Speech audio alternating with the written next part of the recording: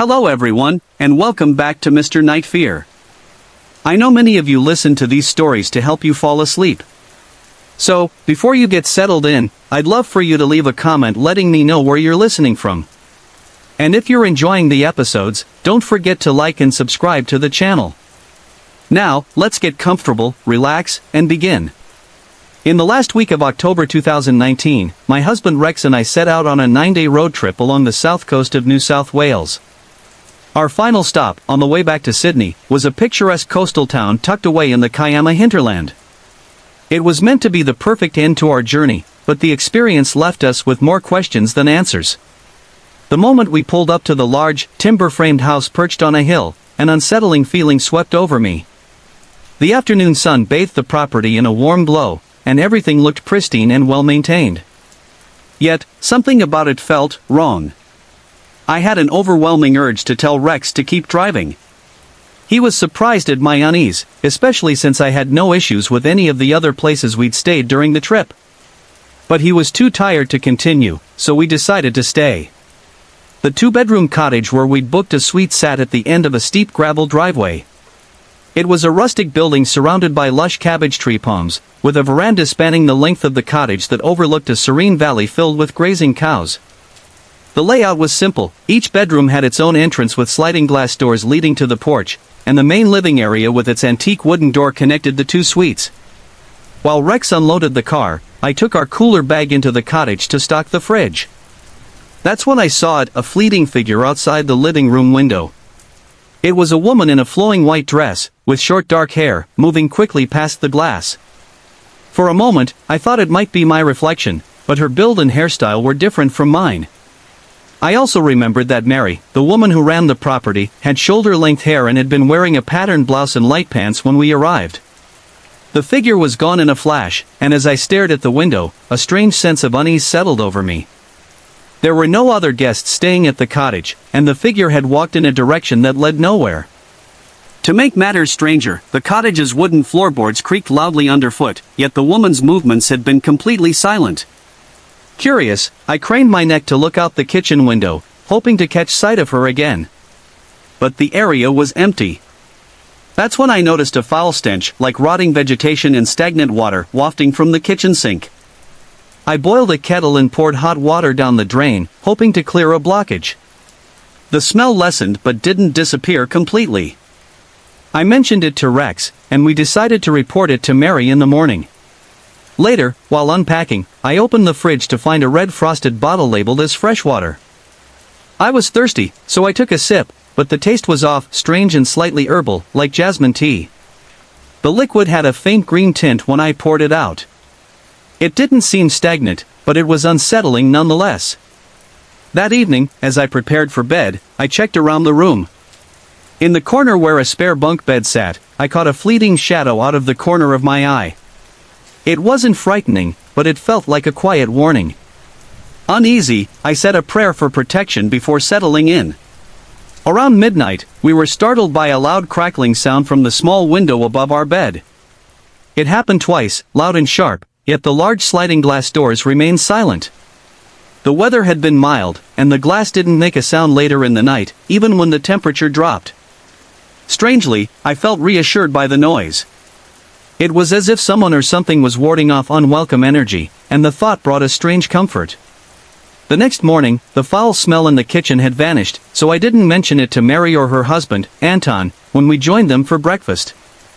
Anton told us he'd built the house and cottage nearly 30 years ago on land that had once been a rainforest, sloping down to swampy terrain. His description brought the damp, moldy smell to mind again, and I wondered if it was tied to the property's history. On our last day, I casually asked Anton if anyone might have passed by the cottage the day before. He was adamant that no one had. Mary had gone to a croquet match immediately after showing us around, and there were no shortcuts through the property. Anton seemed almost defensive when I mentioned the figure I'd seen, insisting it must have been his wife. Not wanting to upset him further, I let it go, though the details didn't quite add up. Rex, who'd been unloading bags during the time I saw the figure, hadn't noticed anyone walk past him either. When we left, the place felt oddly normal, as if the strangeness had lifted. The smell was gone, and everything seemed as it should be. I couldn't help but wonder if my prayer in the boiling water had somehow cleansed the space.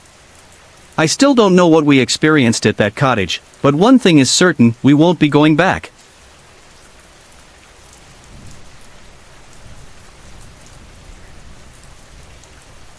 Since I was very young, I've had a knack for seeing things that others might not.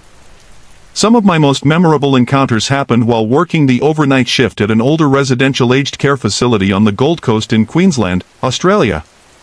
These shifts, running from 10 p.m. to 6 a.m., often made me question reality, but the facility's eerie charm held a strange allure.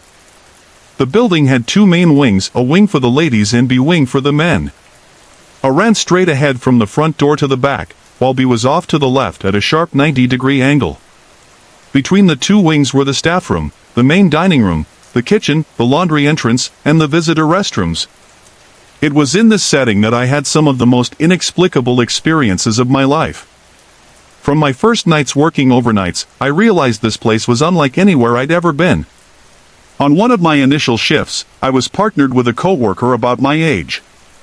We were doing our rounds, checking in on the residents in a wing. In room 7, a shared room with two elderly ladies unable to speak, I heard a deep male voice clearly say, "Get out." I froze, quickly scanning the room, but there was no one there except the sleeping residents. The windows were closed, and the door had been shut tight behind us. When we moved to the next room, a single with just one elderly man, the same voice echoed, "Get out." This time, my coworker also heard it. She looked at me, pale-faced, and whispered, "Did you hear that too?" I nodded, and we finished our checks, both eager to leave that wing. Later that same night, around 4 a.m., I walked past room 7 again, only to feel a strong hand grip my shoulder and shove me forward. I stumbled several steps before regaining balance. Spinning around to confront whoever had pushed me, I found nothing. Room 7 had a peculiar energy. The door would swing shut on its own, no matter how much we propped it open. When it closed, noises like furniture being dragged around would echo from within. Opening the door revealed chairs neatly arranged in the center of the room. Other staff members over the years mentioned seeing two women in there, a tall one in a white nightgown with long, straight white hair and a shorter woman in a blue nightgown with a beehive hairstyle. The woman in white was particularly mischievous, almost playful in her interactions. One night, as I walked past the large glass doors at the back of the facility, I saw her smiling and waving at me from the other side. Startled, I turned on my heel and walked back the way I'd come, taking a moment to calm my nerves before continuing. Another time, I walked into room 7 and headed to the far light switch near the vanity. As I flipped it on, I turned to find her standing inches away, smiling sweetly. The moment the light fully illuminated the room, she vanished. From then on, I always waited for the light to come on fully before moving further in. The privacy curtains in room 7 also behaved oddly. Normally, they would sway gently with the air movement as people entered. But one night, as I watched in the mirror, the curtain to my right lifted, stopping mid-air. It hovered there for several seconds before rising all the way to head height. Refusing to turn around, I firmly said, "I'm not looking until you let go." The curtain dropped immediately. Odd occurrences weren't limited to room 7. One night, an agency nurse pointed at the exterior camera monitor, asking, "Who's that?" I followed his gaze to see the woman in the blue nightgown standing in the garden. Strangely, she appeared on only one of the 3 camera feeds. I went outside to investigate, unlocking the back door and disarming the alarm. But no one was there. The facility also hosted what I can only describe as beings of pure white and pure black. They appeared in groups of 3, motionless and observing. Despite their unsettling presence, they exuded no malice, just a quiet, penetrating scrutiny. Spirits of former residents also made their presence known. One man, who passed after a long illness, continued to linger until his wife joined him months later. He would appear nightly, often near her room.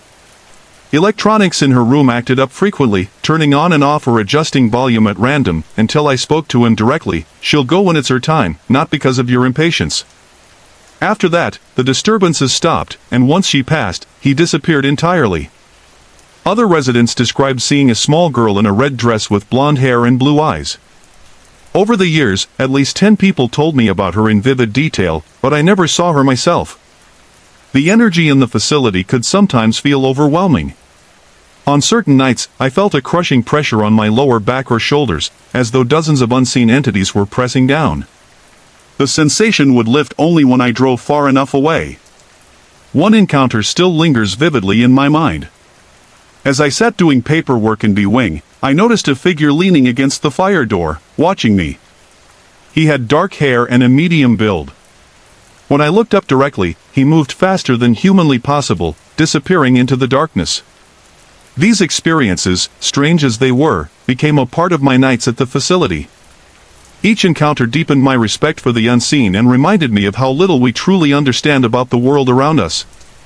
Sorry to interrupt. If you're enjoying the story, let me know in the comments and tell me where you're watching from. Don't forget to like and subscribe for more.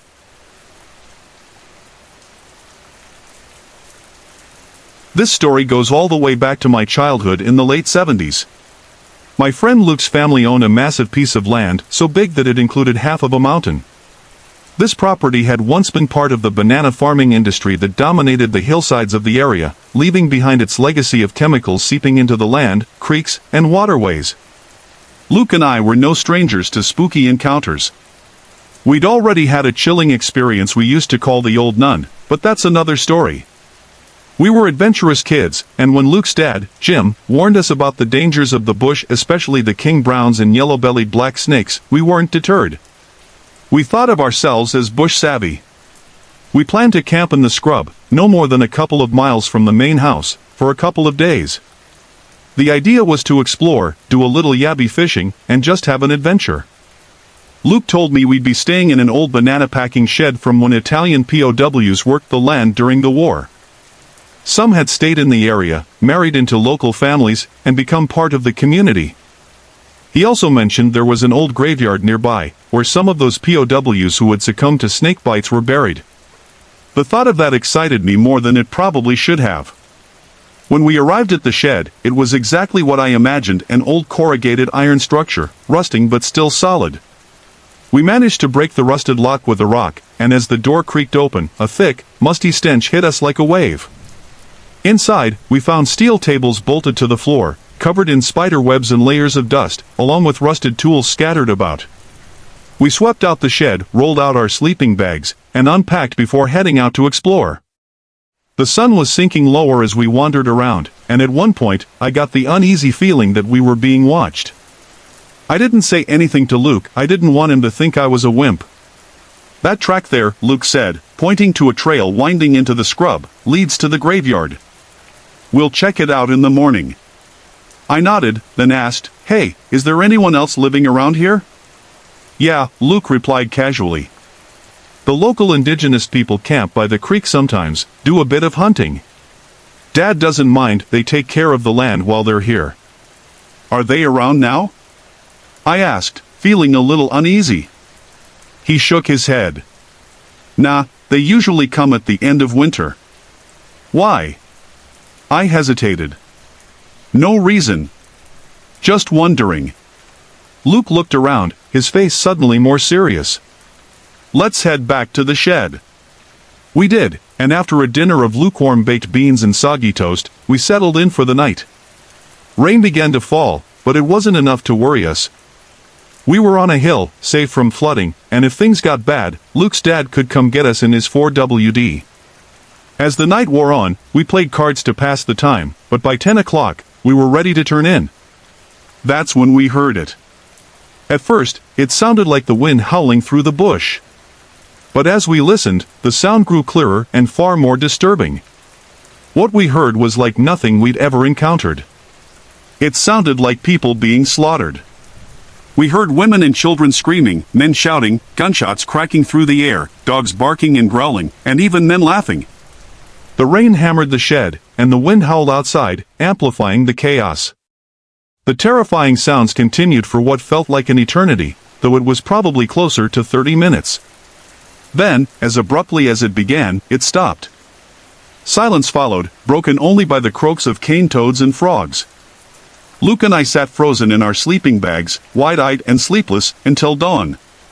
The moment the sun rose, we bolted out of that shed and headed straight back to Luke's house. We didn't tell anyone what we'd heard, not for years. It wasn't until much later, at Luke's father's funeral, that the incident came up. Luke and I were reminiscing when he shared what he'd learned. His father, Jim, had told him about a horrifying event tied to that land, something Luke had also researched over the years. What we'd heard that night wasn't just a bad dream or a trick of the mind. It was the echo of a massacre.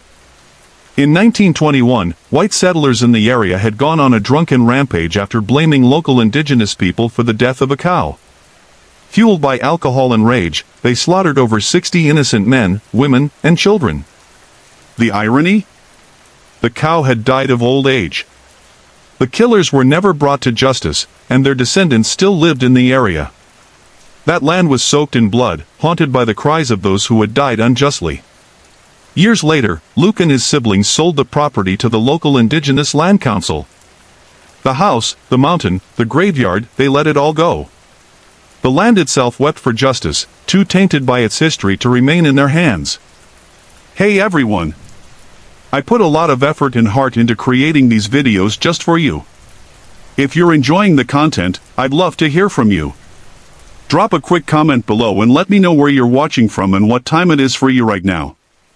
Your support means the world to me, and it keeps me motivated to bring more awesome videos your way.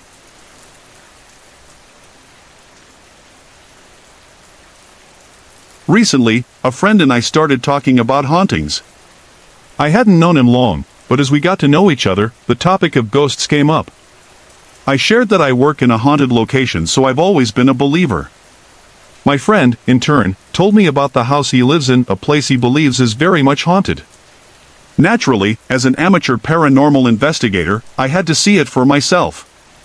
He explained that the house was once owned by an elderly relative who had passed away there from natural causes. According to him, she still lingers in the house, keeping an eye on things.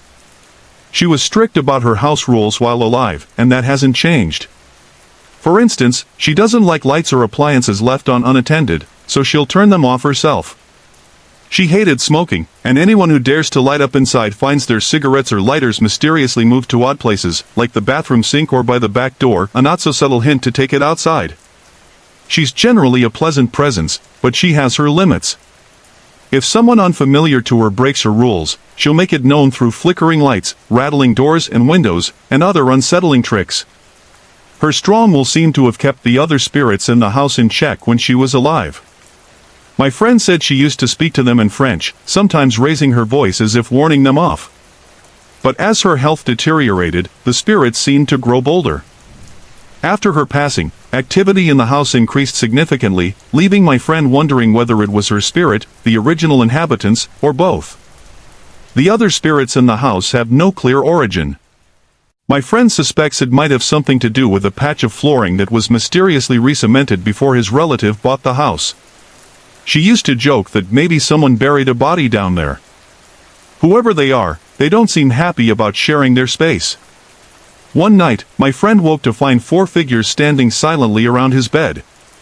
He closed his eyes, hoping they'd vanish, but when he reopened them, they were still there, motionless but undeniably watching him. Lately, his new housemate has become their main target. The housemate often wakes to the sensation of someone sitting at the foot of his bed, accompanied by an icy chill in the room. He hears voices from the kitchen when no one else is home, angry, aggressive tones that leave him shaken. Both men frequently hear heavy footsteps and the sound of something being dragged down the hallway or outside the bedroom windows, as though a heavy bag is being pulled through the backyard. Sometimes it happens nightly for a week, other times, it goes quiet for months.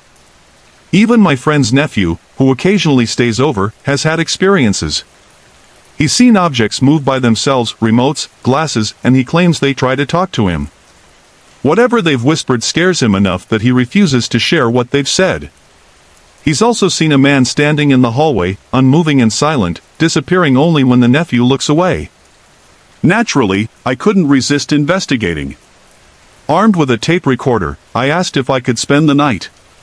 My friend agreed, and soon enough, I found myself standing in his living room, asking questions to the empty air. I began with the basics: who was in the house? Almost immediately, the name John came through the recorder. Later, when I asked why they sat at the end of the housemate's bed, the housemate's name was repeated twice. Encouraged, I decided to push further by reenacting a known trigger event, taking a shower. Both men had mentioned that they often saw a dark figure standing outside the shower screen while rinsing off. I reluctantly stepped into the shower. As I washed, I couldn't shake the feeling of being watched. I told myself it was just nerves, but as I rinsed my hair, I heard the bathroom door creak as though it were opening. Through the steam and frosted glass, I saw a shadow dart across the room. Moments later, my friend returned home and called out. When I told him what had happened, he said he thought he saw a man standing in the window as he pulled into the driveway. Later that night, I attempted to sleep on the couch in the living room, leaving the kitchen light on to ease my anxiety. I woke around 4:20 a.m. to the sound of someone calling out in distress. Opening my eyes, I saw a man standing in the hallway, staring at me. He didn't move, didn't speak, but I could hear heavy breathing, angry, labored. Frozen with fear, I sat up and called out to my friend. When he turned on his bedroom light, the figure vanished.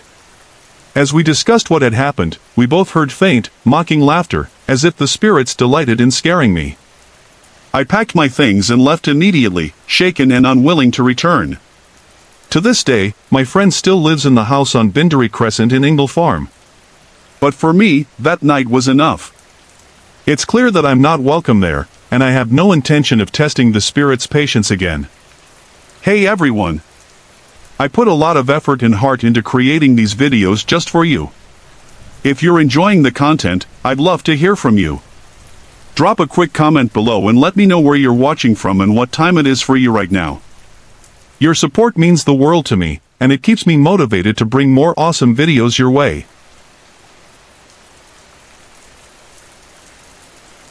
We had known our neighbors, Dean and Miriam, for over 15 years. They were a loving couple in their 70s, having shared nearly 5 decades together. Miriam was a rare gem, beautiful, generous, and kind. Everyone adored her. The devastating news of Miriam's late-stage pancreatic cancer shook us all. Despite the grim prognosis, she fought bravely. She once confided in me that staying mentally positive helped, especially for Dean's sake. My husband, Rex, often shared his own cancer journey with her, offering encouragement and support during their talks. Even as she battled her illness, Miriam found solace in baking. She turned her kitchen into a haven of warmth, filling it with treats she generously shared. During the pandemic lockdown, she baked me a rich chocolate mud cake for my birthday, just one of the many ways she showed her love for others. Another time, she surprised Rex and me with fresh sultana muffins for tea. On our anniversary, she gifted us a wonderful fruitcake. That was Miriam, always thoughtful, always giving. That same year, Dean and Miriam decided to get married. It was a beautiful celebration of their life together, a memory to cherish forever. COVID restrictions meant their families from New Zealand couldn't attend, and the guest list was small, but Rex and I were honored to be part of their intimate wedding. The glow on their faces that day is something I'll never forget. 7 months later, tragedy struck. Late one night, Dean called to tell us Miriam had fallen in the hospital bathroom during chemo treatment, cracking her skull. The following day, as Rex was on the phone sharing the news with another neighbor, I was hit by a wave of overwhelming grief. It wasn't mine, yet it felt crushing. Tears streamed down my face, and my heart ached deeply. I couldn't explain it. 2 hours later, Dean called again. Miriam had slipped into a coma. She had been moved to palliative care, and the hospital had stopped all treatments. Though it wasn't entirely unexpected, the reality was still heartbreaking. I couldn't help but wonder, had I somehow tapped into Dean's emotions earlier? Or was it Miriam herself I had felt? Later that day, while Rex went out to pick up some meals for Dean, I was home alone when the phone rang. The caller ID showed private number, and I assumed it was a robocall. At the same time, a distinct scent filled the air, a musky perfume, familiar and comforting, the kind older women often favor. It reminded me of something I'd used long ago or smelled on someone else. When I answered the phone, there was silence. No voice, just an undeniable presence. I hung up, but the perfume lingered. Minutes later, the phone rang again. Still no caller ID. On the third call, I picked up and said, "Hello?" A faint voice responded, "Hello?" Hello? It sounded like a woman or perhaps a young boy. For a fleeting moment, I wondered if it could be Miriam. I asked who it was and where they were calling from, but there was no answer. Feeling spooked, I quickly said, "You've got the wrong number," and hung up. The scent vanished. The next day, Miriam passed away. Dean shared the news with us, and my heart felt heavy. An hour later, the phone rang again, another private number. Rex watched closely as I answered, but this time, the call disconnected as soon as I said hello. That night, I revisited photos from Dean and Miriam's wedding. A thought crossed my mind, reminding me of a strange experience the previous year. In the basement car park, I had seen a skeletal thin woman who resembled Miriam, only younger. At the time, the image seemed distorted, almost surreal. Looking back, she resembled how Miriam had appeared during her chemo treatments. A few days later, Dean joined us for coffee. As we talked, I mentioned the mysterious calls and the scent of perfume. Dean paused, then revealed something strange. Around the same time, he'd noticed missed calls on Miriam's phone. He didn't recognize the number and had even called it back, leaving a message. Later, there was another missed call, but no message left. To this day, he doesn't know who it was. 2 weeks after the funeral, Rex picked up a parcel for Dean at the post office. It was Miriam's urn. They met for coffee, and Rex placed the urn on a chair at their table. Suddenly, Dean became emotional. He showed Rex his phone, pointing to the last photo he had taken of Miriam. In it, she was sitting in the exact same chair where her urn now rested. Rex gently suggested that Miriam might still be with him, watching over him, and Dean quietly agreed. Maybe these were all coincidences. But when pieced together, it felt like something more. Goodbye, dear Miriam. You were truly a princess. Gone, but never forgotten.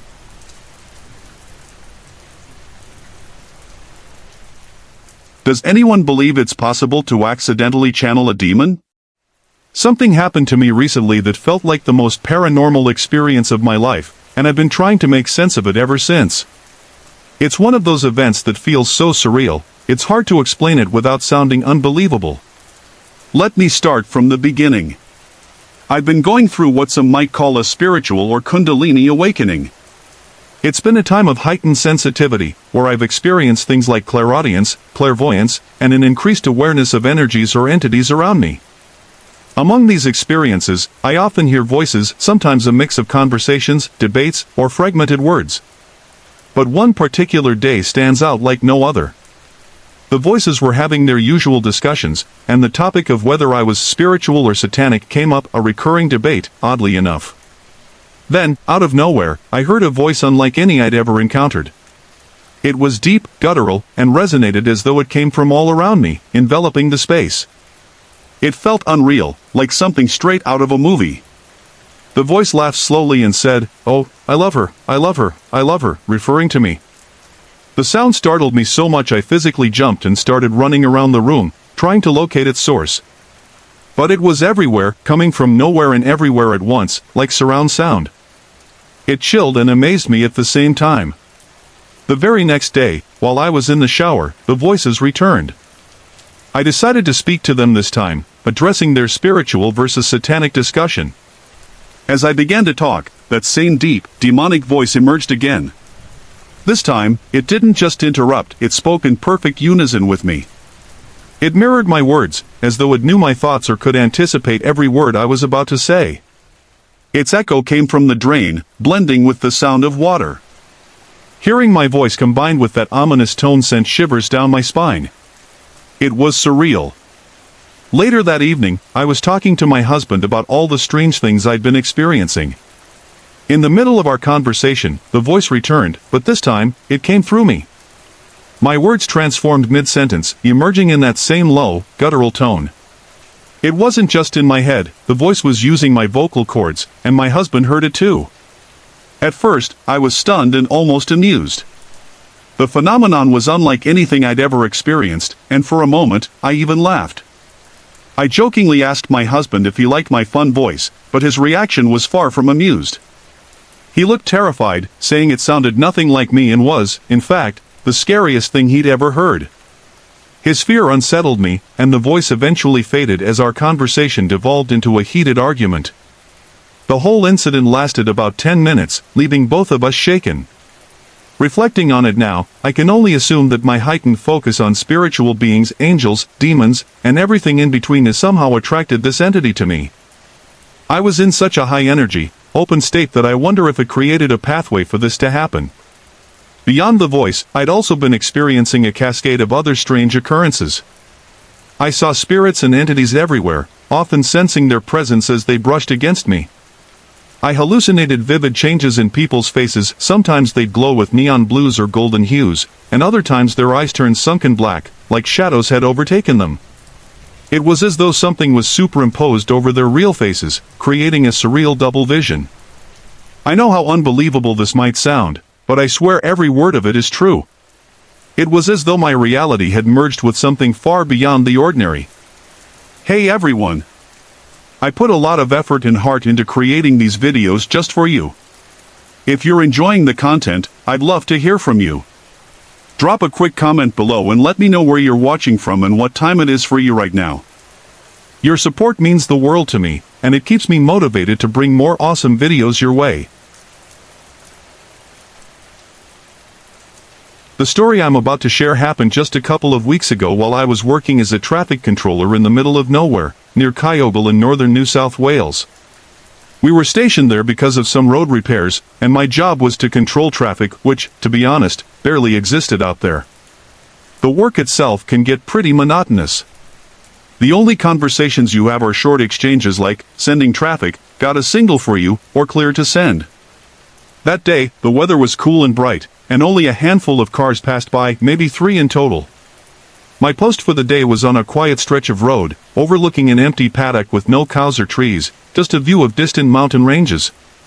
Behind me, I had noticed an old farmhouse earlier in the morning. It looked abandoned, no signs of life, no cars, no tractors, no animals, nothing. Just an old, lifeless structure. Around 10 a.m., my team leader came over to give me a quick 15-minute break.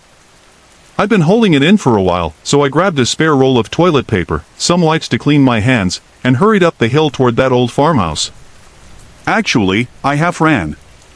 After taking care of business, I was just pulling my pants back up when my two-way radio suddenly crackled to life. But the voice coming through wasn't my team leader. It sounded like a young girl's voice, though I couldn't make out what she was saying. It was followed by soft giggling. Before I could process what I'd heard, my team leader's voice came on. "Was that you?" he asked. "No, it wasn't," I replied, confused. "Since when do I sound like a little girl?" "Then who was it?" he demanded. "How the hell should I know?" I shot back. He told me to hurry up and get back. There was something in his voice, an edge that wasn't usually there. For some reason, and I can't explain why, I decided to take a peek inside the old house before heading back. I crept up to one of the windows and peered in. The place was dark and empty, but as I stared down the hallway, I could have sworn I saw a child, a young girl, skipping away into the shadows. I froze. My gut told me I should get back to my team leader. When I finally reached him and told him what had just happened, he didn't say much. He just handed me back the stop/slow bat, got into the Uta, and drove off, leaving me there. We only worked at that location for one day before moving on to another job. To this day, I have no idea who used to live in that old farmhouse or what its history might be. And there you have it, a ghost story from a traffic controller. It had been a while since anything remotely supernatural, or supernatural, if you prefer, had happened to me.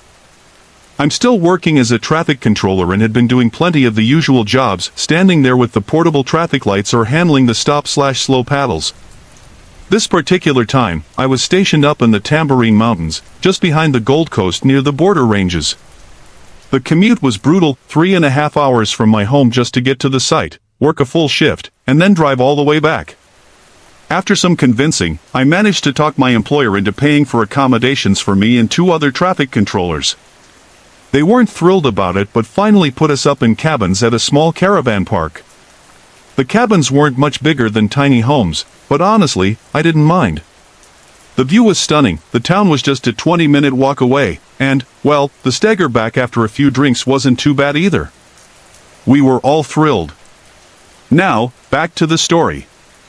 That night, we were working a stretch of rural road, just two of us on the late shift.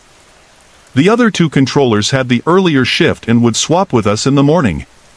My team leader, Billy, was a local council worker I hadn't met before.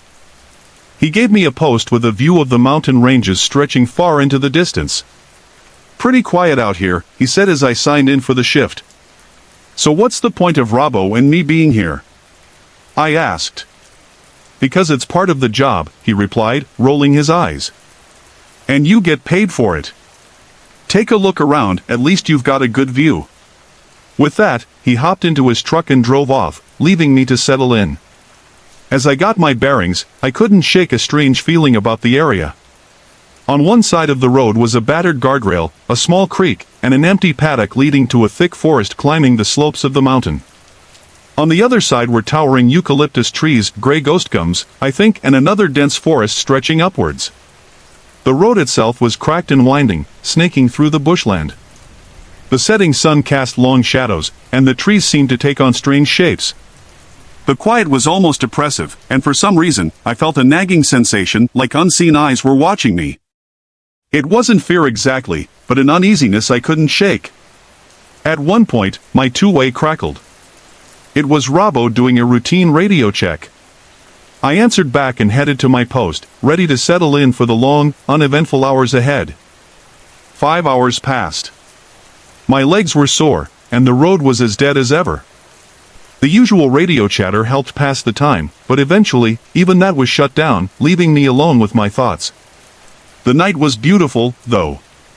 The full moon lit up the landscape, and stars glittered across the dark canopy of the sky. The faint hum of a mixer from the worksite 3 kilometers away was the only sound. I leaned against my car, Bat resting beside me, and let myself relax. Around 9:45 p.m., my boredom was interrupted by a pair of headlights appearing through the trees. They were moving fast, much faster than expected on this winding road. I picked up my radio and called out to Robbo. "Got one coming your way, Robbo," I said. "Looks like it's flying. Is it clear to send?" No answer. "Robbo? Is it clear to send through?" Still nothing. "Come on, mate. Not funny. I've got a car barreling down here. Billy, you there? Is it clear to send?" The silence was unsettling. My radio was fully charged, and there shouldn't have been any interference. I wasn't about to risk my life standing in the middle of the road, so I tossed the bat aside and stepped back. Then I heard it. First, the grinding of gears, a horrible, metallic sound, like something tearing itself apart. Then came the screeching, as if tires were skidding or something heavy was tumbling down the mountainside. I couldn't see anything, no lights, no wreckage, just the sounds echoing through the night before everything went silent again. That's when I saw him. A boy, no older than 12, standing at the edge of the road. He wore old-fashioned clothes, gray shorts, a wool vest over a yellow shirt, and a school cap twisted sideways. His whole look screamed 1930s. He seemed dazed, like he didn't know where he was. "Hey, kid!" I called out. "You all right, mate?" He turned to look at me, his face blank, then slowly walked away, disappearing into the darkness. I grabbed my radio, but it still wasn't working. Panicked, I chased after the boy, calling out, but he was gone. I searched the area for signs of a crash or wreckage, but there was nothing, just an eerie stillness. When my radio finally came back to life, no one seemed to know anything about what had happened. To them, it was just another quiet shift. To me, it was far from ordinary. I didn't tell anyone at first, but 3 days later, Denise, one of the other traffic controllers, mentioned hearing something strange, a bus tumbling, screeching tires, and a boy. Her story matched mine exactly. That's when someone brought Billy, the team leader, into the conversation. Reluctantly, he told us the tragic story of a school excursion back in 1935. A bus had gone over the edge, killing 47 children, 4 teachers, and the driver, who'd been drunk. And the boy? Billy said he was one of the victims, a local kid, still searching for his way home. The new year slipped in quietly, almost unnoticed, and before I knew it, I was back on the job as a traffic controller. Another day, another round of frustrated drivers yelling at me for doing my job. "How dare you hold us up for 5 minutes," they'd shout. No thanks, no appreciation, just anger and impatience. This time, I was stationed on a desolate stretch of road where, honestly, there wasn't much traffic to control. I started wondering why I was even there when most of the workers were off the road anyway. My post was at the edge of a small rural town, let's keep its name anonymous, where I was in charge of just 3 traffic cones. That's right, 3 cones. They were blocking a road so the crew could put in a water duct for the town. Sorry to interrupt. If you're enjoying the story, let me know in the comments and tell me where you're watching from. Don't forget to like and subscribe for more. It wasn't exactly a bustling area. The only vehicles passing through were a few work trucks, and even those were rare since I was positioned on top of a ridge. The weather didn't help either, it was cold, rainy, and miserable. To make matters worse, there was no phone reception, which meant no internet. Just me, my deck chair, and my car. To top it all off, I'd forgotten to bring my CD player. So there I was, bored out of my mind, staring at the bushes. At one point, I got so bored I befriended a carpet snake that was hanging around. I even started talking to it, which probably tells you how desperate I was for some entertainment. Then I heard it, a faint, squeaky sound, like the wheels of a bicycle coming down the hill. Grateful for a distraction, I stood up to stretch my legs and waited to see who was coming. Eventually, a man came into view. He was small, Asian, and riding an old bicycle that looked like it belonged in a museum. A little shaggy dog trotted behind him. "Day, mate," I called out with a smile, but he didn't even glance at me. He just kept pedaling. He was dressed in a suit with matching pants, the hems clipped to keep them out of the bike chain. The bike creaked and rattled as it rolled by. After he passed, I grabbed my radio and let the team down the road know. "There's a cyclist coming your way," I said. "A little Asian bloke on an old bike." They copied the message, and I was about to sit back down when I heard it again, the unmistakable squeak of bicycle wheels. Looking up, I saw the same man. Same bike. Same little dog. "Hey, Robbo," I radioed, "that cyclist just rode past me again." "What do you mean, again?" Robbo asked. "It's the same guy. He just rode by me a second time. Unless there's some loop in the road I don't know about, which there isn't." "That's weird," Robbo said. "No kidding," I muttered. After that, I didn't see him again. When my shift ended, I drove down to the team leader to clock out. He gave me a strange look. "What's this about a guy on a bike, Red?" he asked. I told him what I'd seen, but no one had an explanation. The whole thing stayed with me on the drive home, nagging at the back of my mind. Once I got home, I decided to look into the history of the area. Turns out, the place had a bit of a story. Back in the late 1890s, a small amount of gold was discovered nearby by a Chinese man. His name wasn't recorded. He was known to ride his bicycle into town, get his gold weighed at the bank, buy supplies, and pedal back to his camp in the hills. One day, he went missing. A week or 2 later, locals found his remains and his dogs in a gully. His murderers were never found. The next day, I shared what I'd learned with my coworkers, but no one took me seriously. They laughed it off, calling it a coincidence or my imagination. Strangely, I was reassigned to a different job site not long after that. After a week off, I returned to work, still haunted by the memory of the little girl I'd sensed in that abandoned place. For a while, everything seemed normal. The days passed without incident, nothing strange, nothing unusual.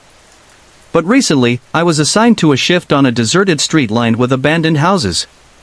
These houses were all slated for demolition after the devastating floods of 2022.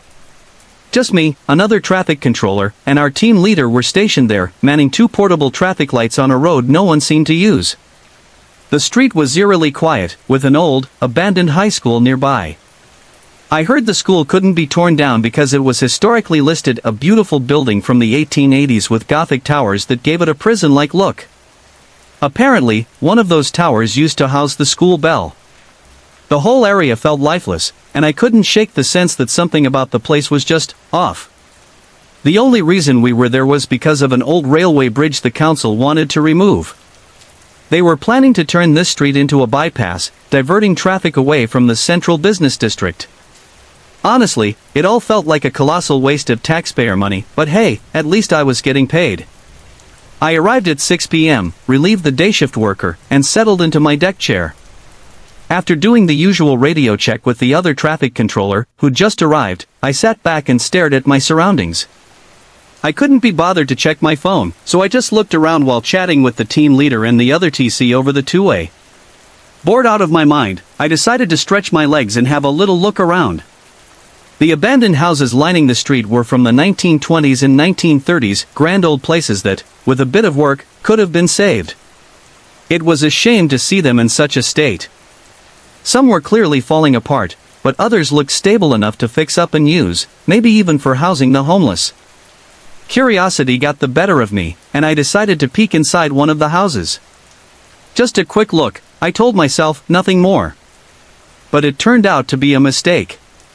The house was a typical old Queenslander, raised on stilts with a staircase leading to the front porch. The enclosed porch might have been a summer room once, a place where people would sit and chat with visitors. The front door opened into a hallway that stretched into darkness. The smell hit me first, a stale, damp odor mixed with the unmistakable stench of rodent droppings and urine. There was even a faint trace of human urine, which didn't make it any better. As I walked further inside, the uneasiness started creeping in. I knew I shouldn't be there, I was technically trespassing, but curiosity pushed me forward. I followed the hallway, the only light coming from my phone, until I reached the kitchen door. It was closed, and the air around me felt heavy. That's when I heard it. A faint tune, like a radio playing an old song, Johnny O'Keefe's "I'm Counting on You" from the early 1960s. And then a woman's voice started singing along, slightly out of tune. I froze. The singing wasn't loud, but it was clear enough to send a shiver down my spine. My instincts told me not to move, not to open that door. The song and the singing faded after a few moments, leaving nothing but silence. I didn't wait to see what might happen next. I turned around and got out of there as fast as I could, my heart pounding all the way back to my post. Let's just say I won't be taking another shift on that street anytime soon. That was way too weird, even for me. Sorry to interrupt. If you're enjoying the story, let me know in the comments and tell me where you're watching from. Don't forget to like and subscribe for more.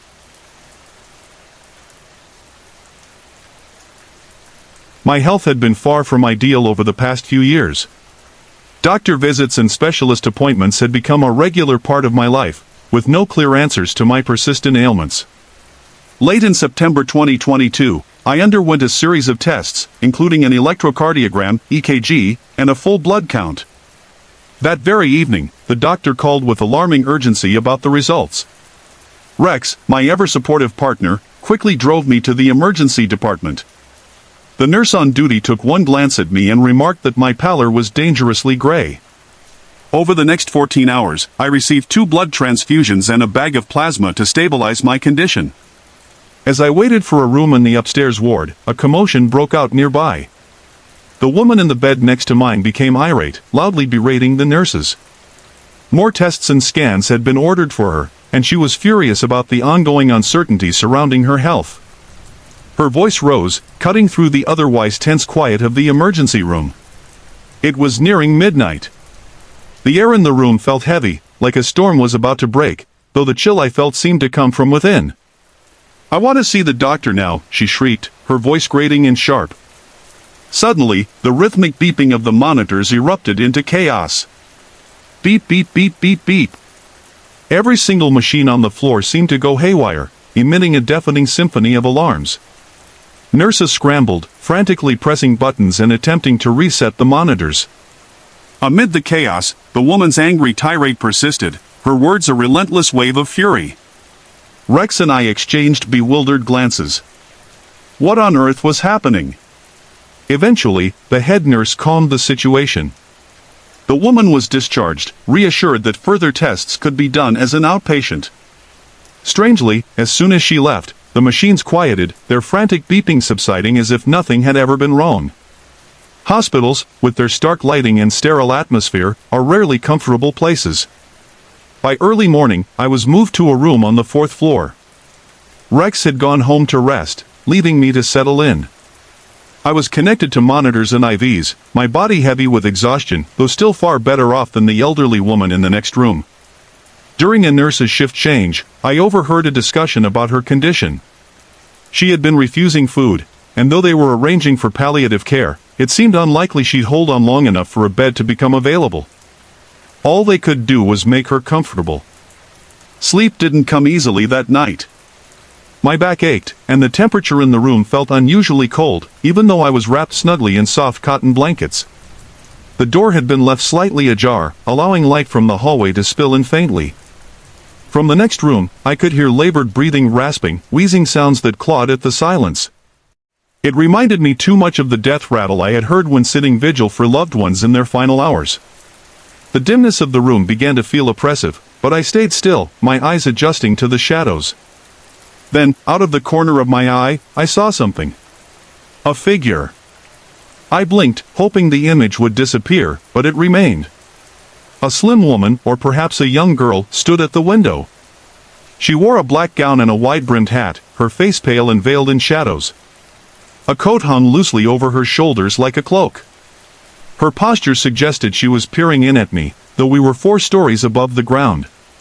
For a moment, I thought she might be a visitor who had somehow lost her way. But as I remembered the height of my room, my stomach dropped. She couldn't have been outside the window.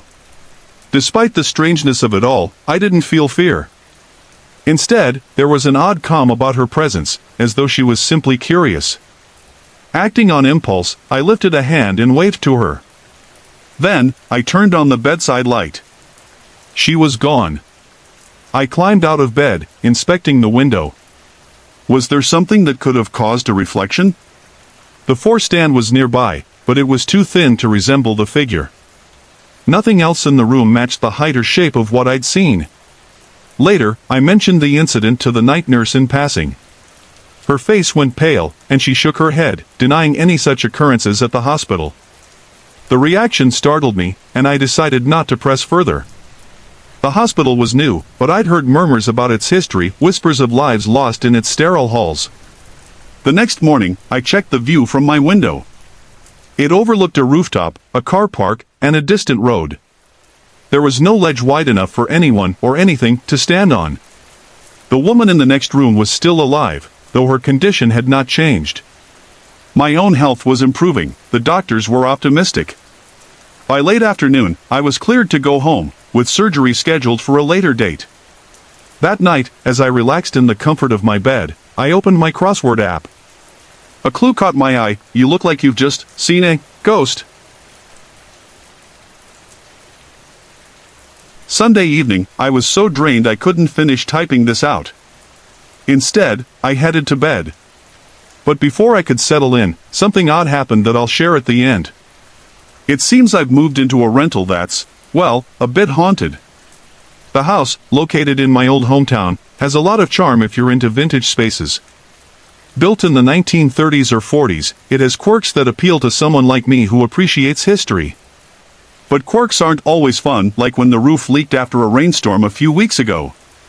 A tin roof with a badly worn section that's resisted all patching efforts doesn't mix well with the wet season. One particularly rainy night, I was up late, emptying buckets and barely keeping my eyes open. Standing in the kitchen, I glanced toward the dark hallway. For a moment, I thought I saw someone there, a short, stocky figure watching me from the shadows. But I was so exhausted, half asleep on my feet, I brushed it off as my imagination. A few days later, I found the lounge room light on. I hadn't turned it on, and it wasn't one of the warm lights I typically use. It was the harsh fluorescent ceiling light, which I avoid because of how unflattering it is. My piano sits under that light, and I wondered if someone or something had taken an interest in it. Or maybe it was trying to show me the light existed since I'd never used it before. Then came what happened yesterday, the reason I decided to write all this down. When I first moved in about 3 weeks ago, I removed a picture from the wall in a leaky room. It was one of those generic geometric art pieces, probably picked up at a store like IKEA. The previous tenants had left it behind, but when I took it down, I found squashed ants on the wall. Gross. I cleaned the spot, then replaced the picture with one of my ethical taxidermy pieces, which seemed a bit ironic in hindsight. I put the removed picture under the kitchen table, intending to find a spot for it later. The table was surrounded by unpacked boxes, so I didn't notice when the picture disappeared. Recently, though, I realized it hadn't been there for a couple of days. I had been staring at the spot, meaning to unpack the books stacked there.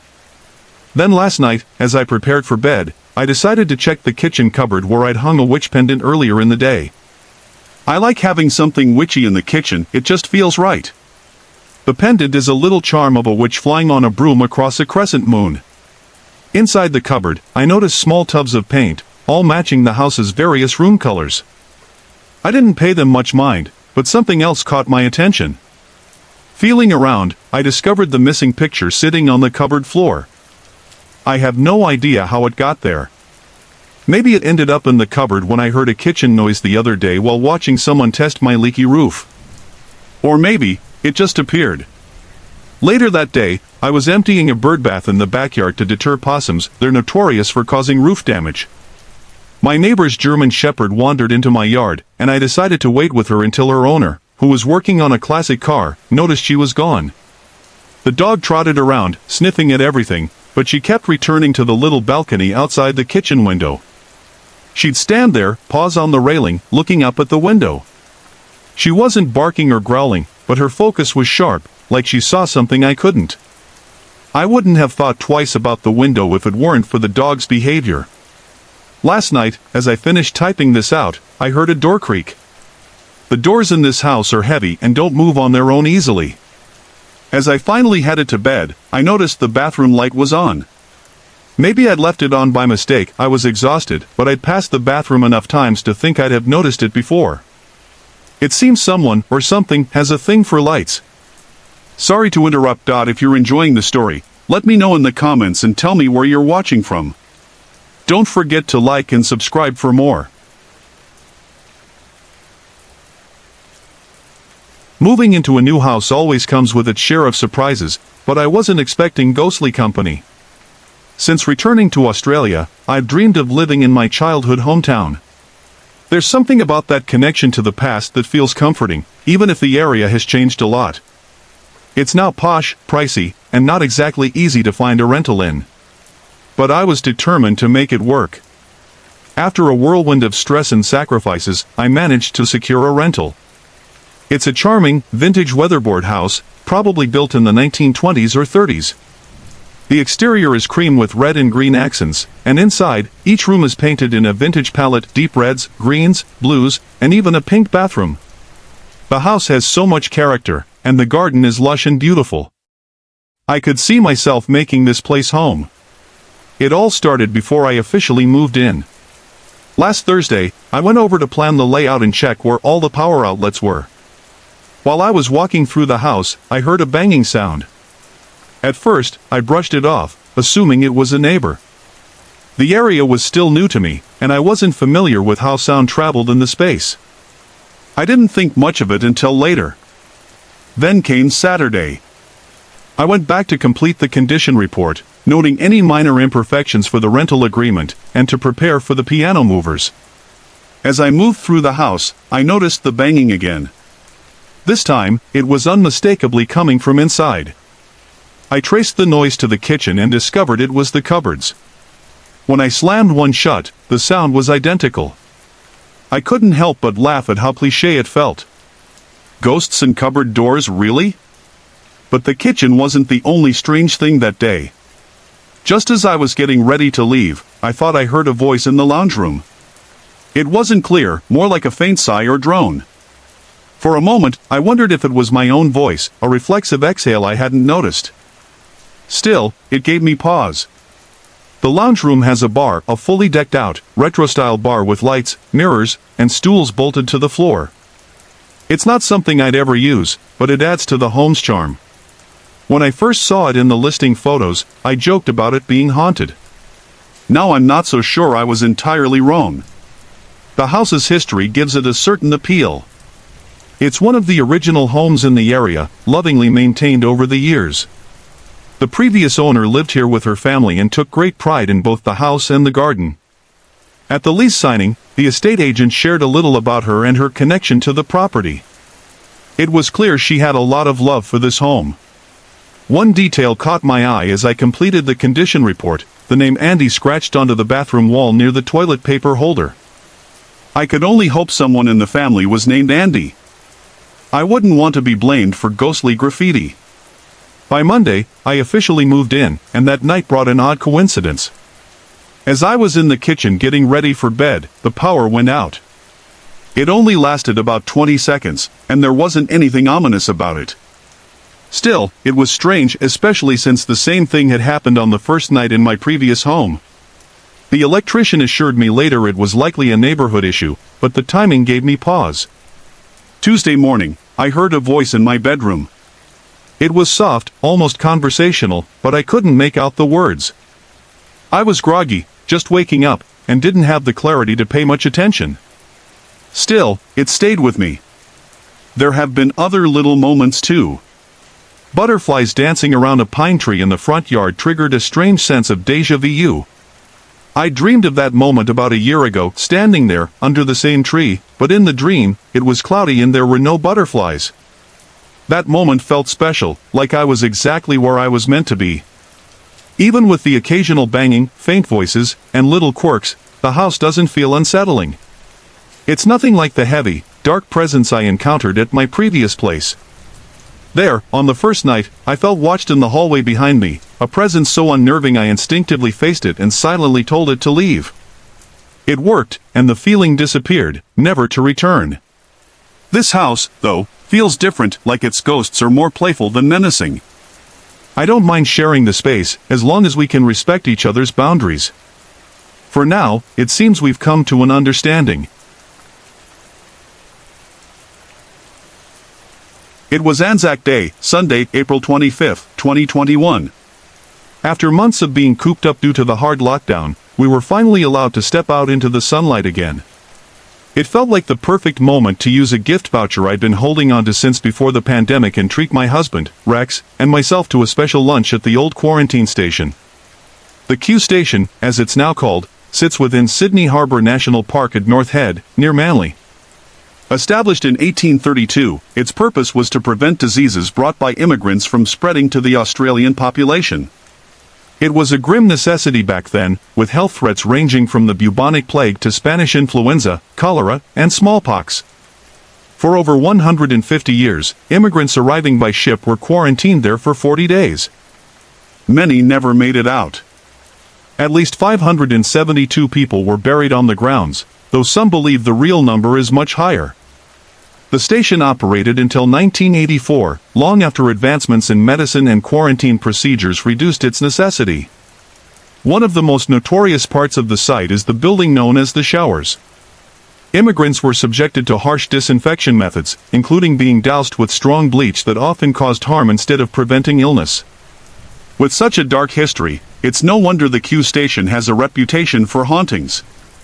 Many stories, both from staff and visitors, revolve around that eerie building. I couldn't shake a bit of nervousness about visiting the Q Station, so I said a quiet prayer before we left. I asked for spirit guardians to watch over us and keep any negative energies at bay. Strangely enough, after that prayer, I felt a rush of enthusiasm, something unusual for Rex and me, as we're not exactly the most energetic pair. It was as though someone, or something, wanted us to go and gave us a gentle push of encouragement. The trip there was unusually smooth. Traffic, which is typically a nightmare around Manly, flowed effortlessly, and every traffic light seemed to turn green for us. We arrived half an hour earlier than expected, and even the packed parking lot seemed to make room. Just as we pulled in, a car left, giving us a perfect spot close to the visitor center. As we waited for the minivan to take us to the Boiler House restaurant, I took a moment to sit on a bench outside and say another quiet prayer. This time, I asked my spirit guardian to help any troubled souls lingering at the Q Station find peace. I even joked inwardly, asking her to tell any unpleasant spirits to bugger off. The Boiler House restaurant was a historic brick building with a towering chimney stack, once used for laundry and heating water. Since it was a sunny day, the restaurant had set up outdoor tables, making for a pleasant alfresco experience. While waiting for our meal, I snapped a photo of the chimney. The silhouette of the stack against the bright sky was striking. Lunch was excellent, with wonderful food and even better service. The only odd moment came from the table next to us. A young man in a pink polo shirt openly sized us up, then made a few unkind remarks to the older couple with him, likely his parents. Rex and I weren't offended, though we found it more amusing than anything. As their party left, I glanced at their table and noticed someone had left a phone behind. Rex quickly called after them, and they returned, clearly embarrassed. It felt like someone unseen had orchestrated a little lesson in humility for them. On our way back to the reception area, the minivan passed a small, plain-looking building. It might have been easy to overlook, but something about it made my skin prickle. Through a narrow opening, I caught a glimpse of thin white partitions dividing the space into cubicles. A wave of sadness seemed to radiate from it. "Is that the showers?" I asked Rex. Before he could answer, the woman from the next table, who happened to be on the same minivan, spoke up. She'd been on a history tour earlier in the day and confirmed it was, indeed, the infamous showers. When we got home, I went through the photos I'd taken and noticed something odd in the chimney photo, a blue orb hovering in the frame.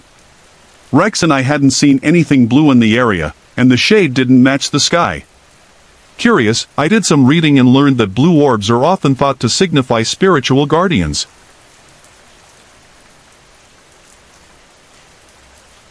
This story is about my experiences with what I can only describe as the lingering presence of servicemen from World War II's spirits still roaming the bushlands and old factories long after the war ended. It was late 2018, and I just started a new job at a large automotive accessory factory on the outskirts of Brisbane, in Salisbury, QLD. I worked the afternoon shift, clocking in at 2 p.m. and finishing around midnight. The first few weeks passed without incident, but that all changed one sweltering summer evening when I had my first encounter with Bobby. I was working alone in the rear section of the factory, wrapping some weather shields in plastic for shipping. The place was quiet except for the hum of machinery in the distance. Suddenly, I heard a voice behind me clear as day, in a southern accent, saying, "Hiya, John." I froze for a moment, puzzled. None of my co-workers were American. When I mentioned it during our break, one of them casually replied, "Oh, that's just Bobby. He's harmless." That night, curious about the history of the area, I did some digging.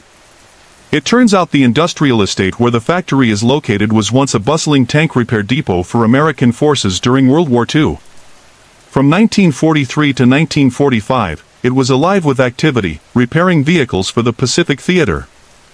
Over time, I started noticing more unusual occurrences around the factory. Since only 5 or 6 of us worked the night shift, we used only the front half of the building, but strange noises often came from the back. There were knocks, bangs, and even the occasional shout. Sometimes, we'd catch sight of shadowy figures moving through the shelving. One night, an awful smell wafted from the screen printing section, an acrid, rotting stench that lingered long after we left. A co-worker mentioned that the screen printing area used to be where the tank crews would hose out the insides of vehicles before repairs. Often, the tanks arrived in poor condition, with whatever was missed in the field becoming ripe by the time they reached the workshop. The most striking experience happened one January night. As I taped up boxes, I saw movement at the far end of the factory. Someone was walking quietly toward us. I pointed it out to a co-worker, who turned to look as well. The figure was a young man, about my age, wearing a pair of ragged coveralls and carrying a leather helmet under his arm. He walked steadily until he was about 40 or 50 meters away, glanced at us, and then, just like that, faded out of existence. My co-worker and I stared at each other, stunned into silence. The upstairs offices and the bunker were even stranger. Unlike the relatively light atmosphere downstairs, these areas felt heavy, as if we weren't supposed to be there. While I never saw anything in the offices, the air was thick with unease.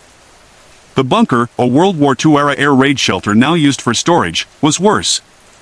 Some of my female co-workers reported feeling touched or grabbed while inside and refused to go near it after dark. Later, I spoke with a family friend who'd housed officers from the repair depot during the war. He shared that an officer had shot himself in the upstairs offices after learning his son had died in Italy. That may explain the oppressive feeling up there. In June 2020, my hobby of metal detecting led me to another encounter. I was exploring a bit of bushland near Wackle, QLD, which had been part of Camp Cable, a massive U.S. military camp during World War II. It had also been used by Australian troops during the Korean War and possibly even into the early days of Vietnam. On a crisp winter morning, I set out with my detector. After a few hours of finding spent .30-06 shells, I stopped for lunch by a creek. While eating, I noticed movement in the bush on the other side of the water, figures moving from right to left between the trees. At first, I thought it was other people exploring the area, but when I went to investigate, there were no signs of anyone having been there. The grass was undisturbed, and the area was far from any walking trails. Rows of logs marked the boundaries of old camp areas, but that was all. I saw those same hazy figures a few more times over the weekend, always moving between the trees. They seemed indifferent to my presence, and I decided to leave them alone. By October 2020, I'd started a new job in another World War II-era warehouse, this time in Archerfield, QLD. This place had its own ghosts, though these were more mischievous than the ones at my previous job. Tools I'd set down would mysteriously move to different spots. Late at night, we'd catch the smell of cigarette smoke and see the faint red glow of someone smoking in the back of the warehouse. Whenever we went to check, there was no one there. Sometimes, we'd hear shots of "oi" from empty sections of the building, or feel a poke or prod while working. The forklift drivers even reported seeing a man in khakis and a singlet watching them from the container area, only to vanish. One night, 3 co-workers and I saw a man in period clothing walk through the racking, wave, and disappear. Despite all the odd happenings, the atmosphere here was never heavy or frightening. If anything, it felt like whoever was still lingering enjoyed our company. Hey everyone! I put a lot of effort and heart into creating these videos just for you. If you're enjoying the content, I'd love to hear from you. Drop a quick comment below and let me know where you're watching from and what time it is for you right now. Your support means the world to me, and it keeps me motivated to bring more awesome videos your way. I grew up in a small town in South Australia, the eldest of 3 siblings. My younger brother and sister came along a bit later, but from the beginning, our family life centered around an old fixer-upper home that my working-class parents bought when I was little. Built in the 1930s, the house had its quirks, most of them unsettling. The home had a second bedroom that felt aged and worn, along with a long, narrow room that originally served as a playroom for me. That room was eventually split into 2 bedrooms when my siblings arrived. Even as a child, though, I remember feeling uneasy in that space. The door would occasionally fling open on its own, and more than once, I'd be overcome with panic while playing there, screaming for my dad to come get me. Sleep was another challenge. All 3 of us were poor sleepers as babies, me being the worst. At one point, we all shared a room at the front of the house, and even then, there was a lingering fear we couldn't quite shake. My brother once told me, "I keep seeing the faces," and I knew exactly what he meant. There was always this unsettling sense that we weren't alone.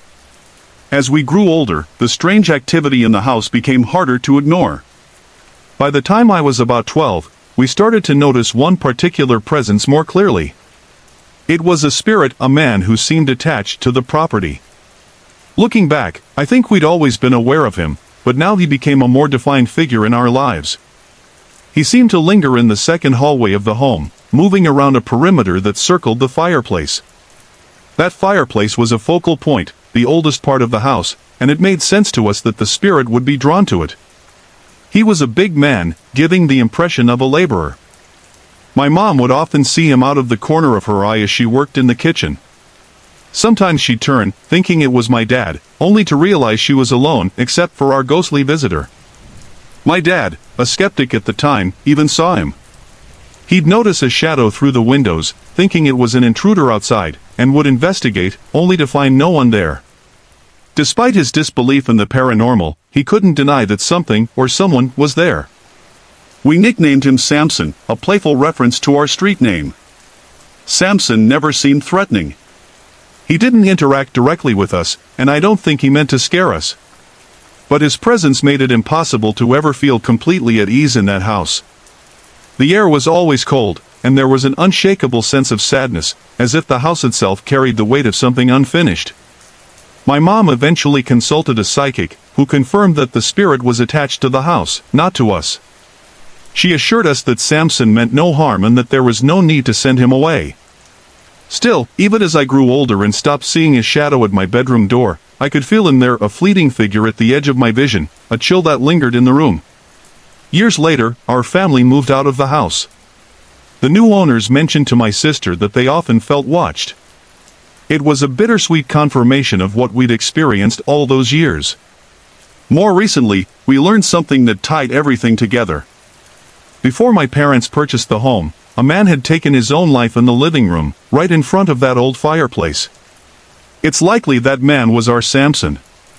When we left, we said our goodbyes to both the house and the spirit. But now, looking back, I wish we'd done more. Perhaps we should have tried to help Samson move on or cleanse the space before we left.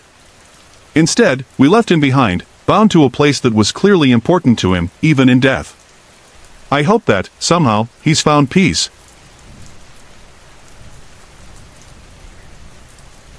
We recently found ourselves in the middle of a stressful move. Our new home was still under construction, just weeks away from completion, when we were informed that our lease wouldn't be renewed. We had only 20 days to find a place, pack, and relocate.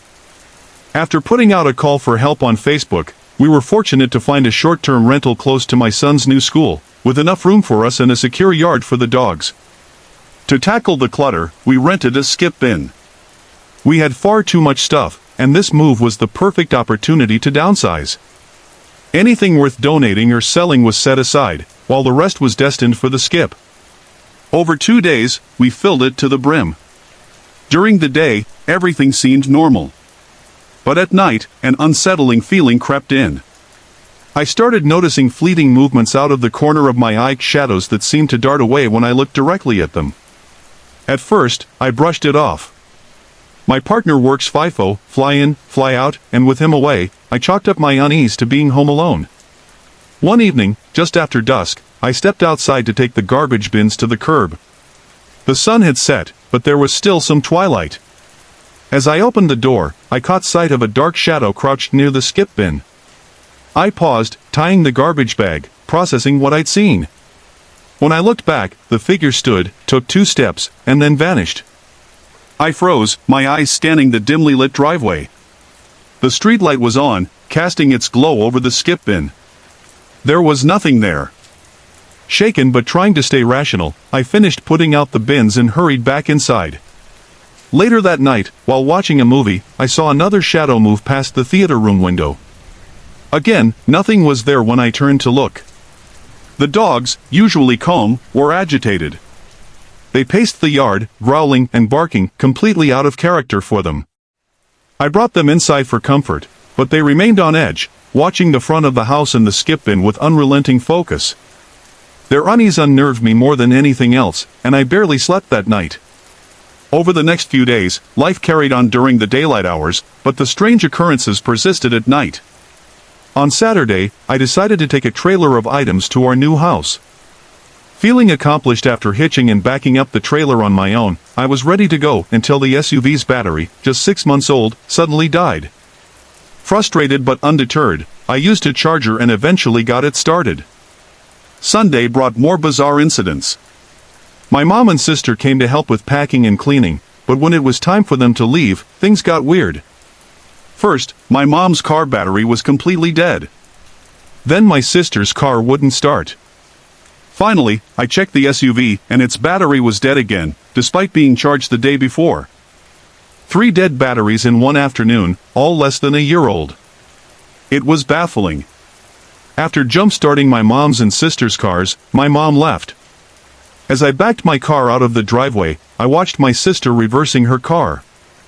Suddenly, she hit a lamppost with a loud smash. We both rushed to check for damage, but there was none. Not on the car, not on the lamppost. Even the shattered glass we'd heard didn't exist. It was as if the collision had never happened. Over the following days, the strangeness escalated. I woke up one morning with an overwhelming sense of being watched all night. Lights began flickering, and the dogs grew increasingly agitated, their behavior more alarming than ever. The border collie barked and growled, his hackles raised, while the dingo ex-kelpie stayed close to me, baring her teeth and whining. They fixated on a specific corner of the room, their unease so palpable it sent chills down my spine. I tried smudging the house with white sage, hoping to cleanse the space, but it didn't seem to make much difference. The dogs remained on high alert, and I was growing more nervous by the day. The night the skip bin was finally picked up, I felt a small sense of relief, hoping that whatever strange energy had come with it would leave with it. But the uneasy atmosphere lingered until we finally moved. Thankfully, whatever presence had been in that house did not follow us to our new home. It was a strange, unsettling chapter that I'm glad to have left behind.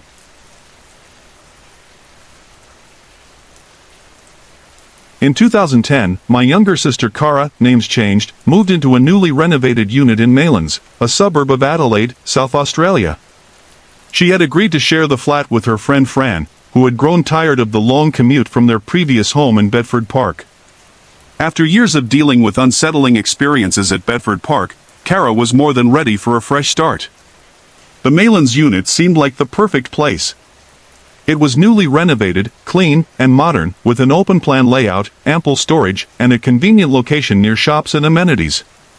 Fran was confident the fresh start would come without the baggage of old properties. Everything's nice and brand new, Fran assured Cara.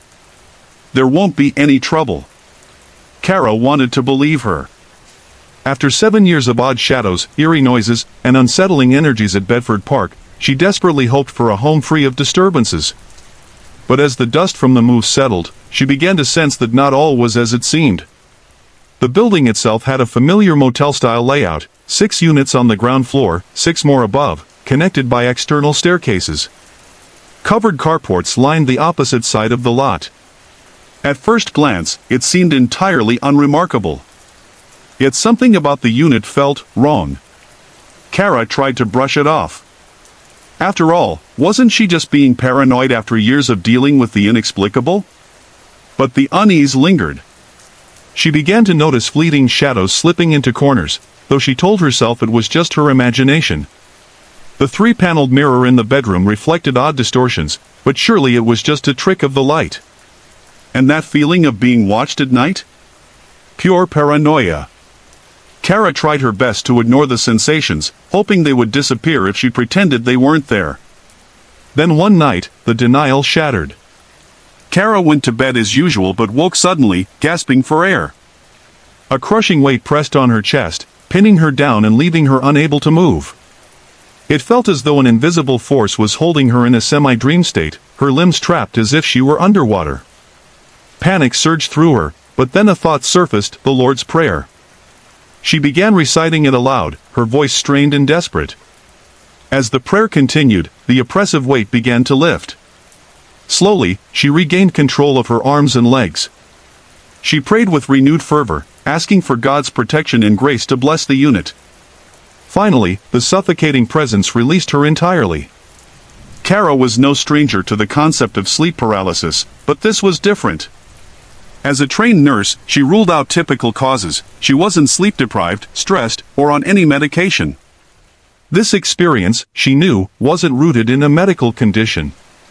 Taking no chances, Cara took immediate action. She covered the mirror in her bedroom with a sheet and hung a rosary, blessed by a priest, on the windowsill. Then, she confronted Fran. Cara demanded to know if Fran had brought any shadows with her. Reluctantly, Fran admitted her family had long experienced strange occurrences in their home, which was situated across from a cemetery. She recounted a chilling story about her mother struggling to open a wardrobe door, only to find the apparition of an old woman twisted grotesquely inside. When her mother slammed the door shut and reopened it, the figure had vanished. Fran confessed she'd sensed something off about the Maylands flat from the start but had hoped Cara wouldn't notice. Like Cara's previous flatmate at Bedford Park, Fran believed that ignoring the strangeness might make it go away. Cara was livid. After years of dealing with unexplained phenomena, she had no patience for being misled. She laid down the law with uncharacteristic firmness.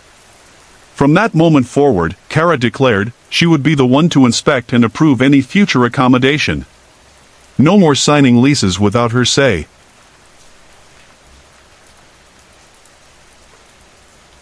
The house I grew up in had its quirks, but nothing about it seemed unusual at first. It was originally a 4-bedroom home with a single living room. The previous owners had added a sunroom at the back, connecting 2 of the bedrooms, including mine.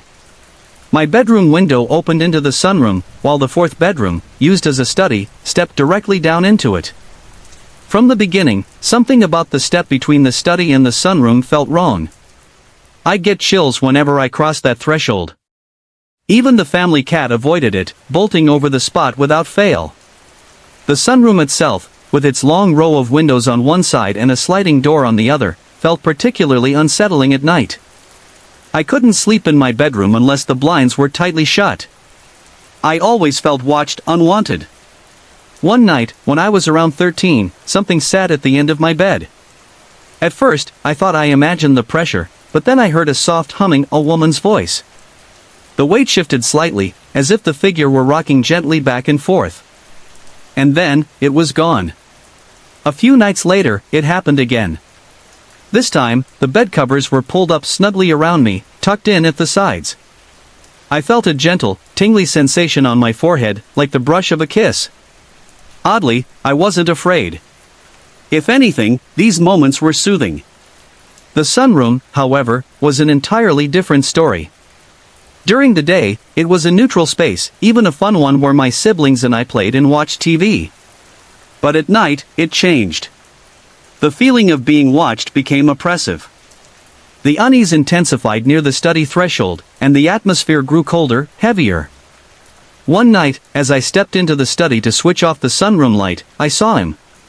Standing near the light switch was a figure that resembled a man, but I knew instantly he was something far more sinister. He radiated pure malice, his eyes filled with hate so intense I felt it like a physical force. He held an axe, not in a threatening way but casually, as if it were a part of him. He wasn't entirely solid, I could see the wall behind him, but he had substance. I froze, paralyzed with fear. I couldn't move, couldn't even think. The air around me was icy, and I felt utterly helpless. Then, cutting through my fear, I heard a woman's voice scream, "Go! You don't belong here!" Warmth flooded over me, thawing the cold. The figure's hateful glare faltered, and then he vanished. Shaking, I retreated to my room, where the woman's presence returned. She sat on the bed, just as she had before, and stayed with me until I fell asleep. Over time, I realized she came to me whenever I felt scared or vulnerable. I didn't know who she was or why she was there, but her presence was always protective. Sorry to interrupt. If you're enjoying the story, let me know in the comments and tell me where you're watching from. Don't forget to like and subscribe for more. One night, after a long stretch of quiet, I found myself alone in the sunroom. My sister had gone to bed, and my parents were out for the evening. The TV suddenly went blank, and the lights went out, leaving me in total darkness. I felt a cold breath near my ear and heard a low, taunting voice whisper, "She's not here to protect you now, girlie. You're stuffed." Panic surged through me as I bolted for the study door. Before I could reach the step, he appeared in front of me, blocking my way. For the first time, it hit me, he never left the sunroom. He couldn't cross into the main part of the house. That realization gave me just enough clarity to act. I ran to my bedroom window, praying it wasn't locked. By some miracle, it was slightly ajar. I shoved it open, climbed through, and collapsed onto my bedroom floor. When I looked back, he was there, standing outside the window, his hatred pouring off him like a physical force. He began to speak, but I didn't let him. I screamed, "You are not welcome here. Go back to where you came from." To my astonishment, he began to fade, his form dissolving into the darkness. Moments later, the familiar warmth filled the room, and the woman's voice reassured me, "Hush now. He can't hurt you anymore." From that night on, the house felt different. The oppressive energy was gone, and even the cat started lounging in the sunroom, completely at ease. It took years for me to process what had happened. I wasn't a particularly strong or spiritual person, so how had my words banished something so malevolent? Over time, I came to believe that it wasn't just the words, it was the strength behind them. In that moment, I had faced pure evil and refused to let it control me. Maybe that defiance, combined with the woman's protective presence, was enough. Whatever the reason, the house became peaceful after that, and I never saw him again. Bedford Park, a southern suburb in Adelaide, was an ideal location for students attending the nearby university. When my sister Cara, names changed, and her flatmate B rented a unit there in 2002, they were drawn by the convenience and affordability. But they soon discovered they weren't the only residents, as detailed in the earlier tale, the other flatmate at Bedford Park. By 2003 or 2004, the supernatural activity in Cara's unit had calmed down, but when Rexty and I visited her during a road trip from Sydney, the unsettling energy still lingered.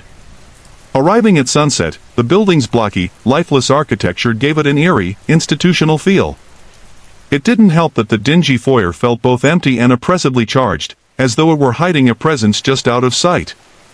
I shrugged off the strange atmosphere, attributing it to my imagination, or so I tried to convince myself. Unbeknownst to me, my sister's eerie encounters weren't confined to her unit. B had moved to the unit directly above Cara's, bringing her sister Debbie to live with her. This new space, identical in layout to Cara's unit below, seemed to harbor its own unsettling presence. From the moment B and Debbie moved in, the second-floor unit was plagued with unexplained noises. Loud banging and persistent footsteps echoed throughout the flat, often in the afternoons and evenings. Despite their efforts to trace the source, checking with neighbors and inspecting every nook and cranny, they found no logical explanation. One day, on a rare day off, B heard relentless banging inside the unit. Determined to solve the mystery, she conducted a thorough inspection. The bathroom door was firmly shut, and the umbrella stand in the corner was empty. Windows were securely closed, and there were no drafts. Yet, as she continued her search, the banging resumed, this time sounding as though someone were kicking the bathroom door. The unnerving activity escalated until B finally called in her parents and a pastor to cleanse and bless the unit.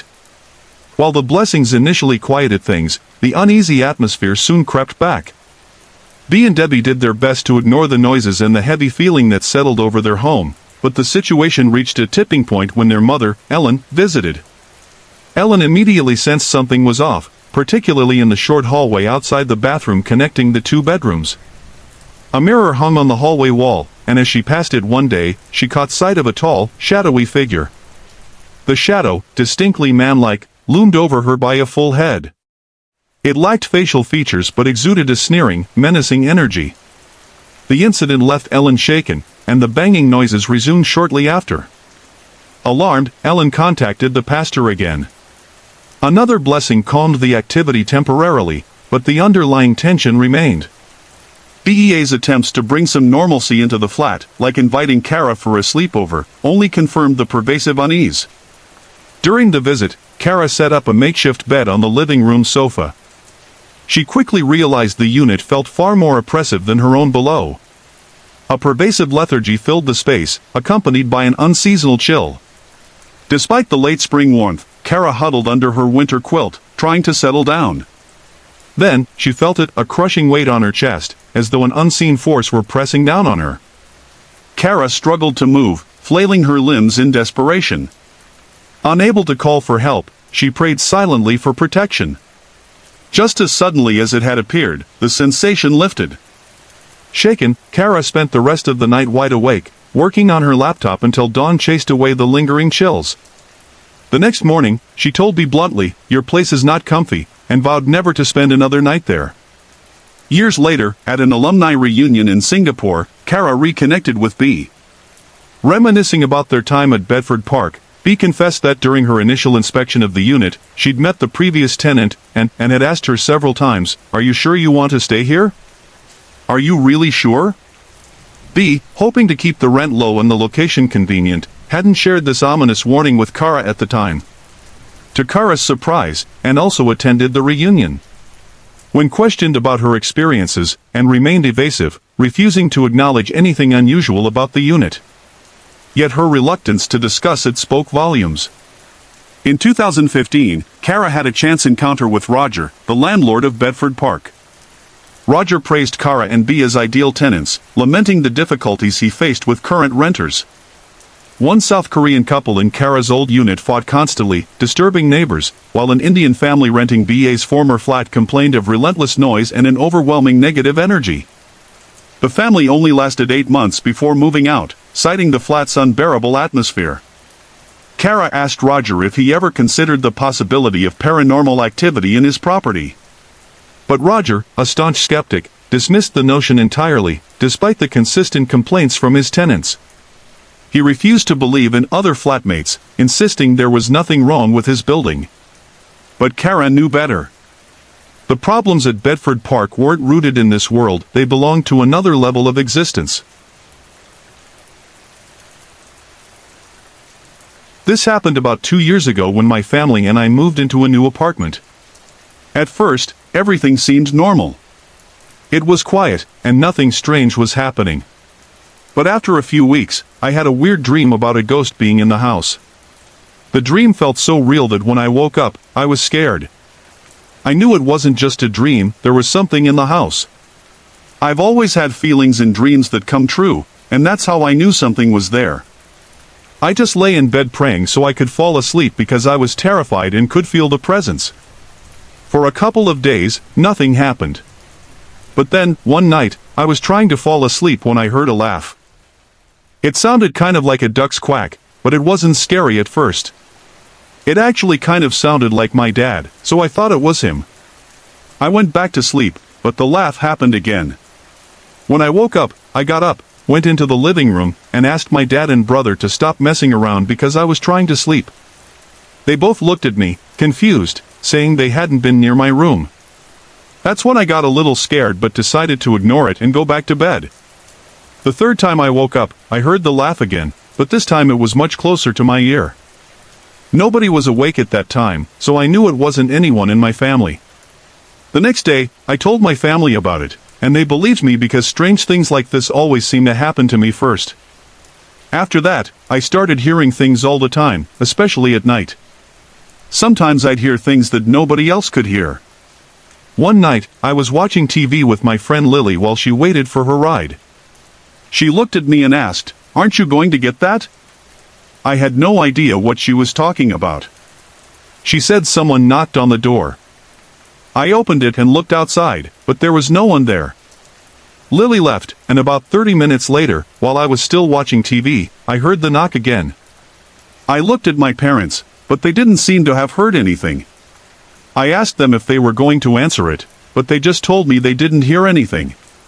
Our couch and TV were right next to the front door, so there's no way they didn't hear the knocking.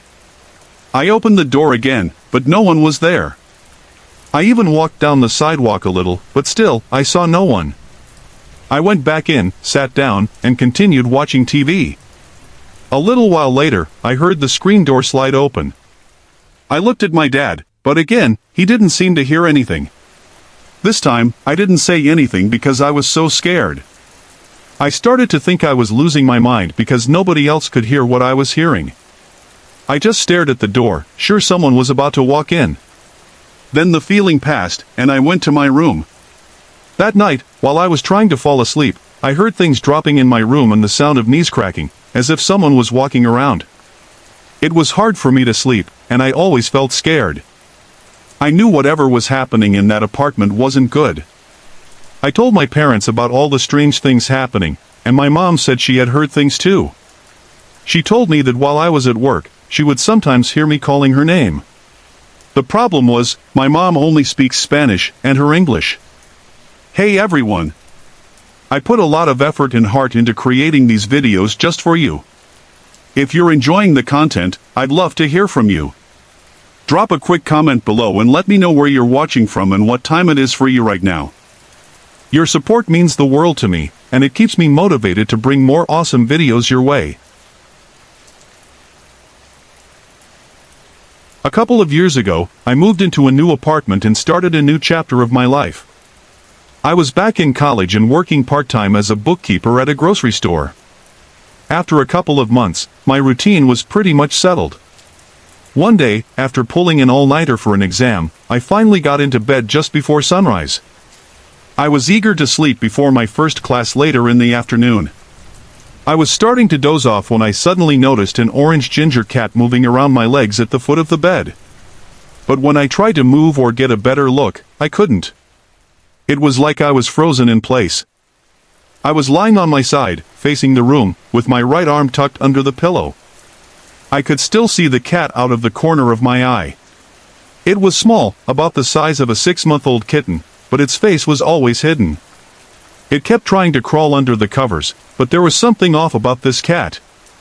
It didn't feel like it was trying to hurt me, but it had this strange, dangerous energy, and I didn't want it near me. I tried to move, but it was like something was holding me down. I could only make small, jerky movements, and when I tried to yell, all I could do was weakly moan.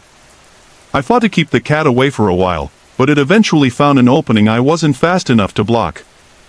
I panicked when it slipped under the covers, and somehow, this panic gave me just enough strength to free my arm. But as soon as I did, I felt something grab my wrist and push my arm back down, pinning it over my head. As the cat disappeared under the blanket, I felt an overwhelming need to look at the closet. When I did, I saw thick black smoke pouring from the cracks in the door. I panicked again, but this time I was also furious. I pushed against whatever was holding me down, and somehow, I was free. The first thing I did was rush toward the closet, driven by a mix of fear and anger. But when I tried to open the door, it wouldn't budge.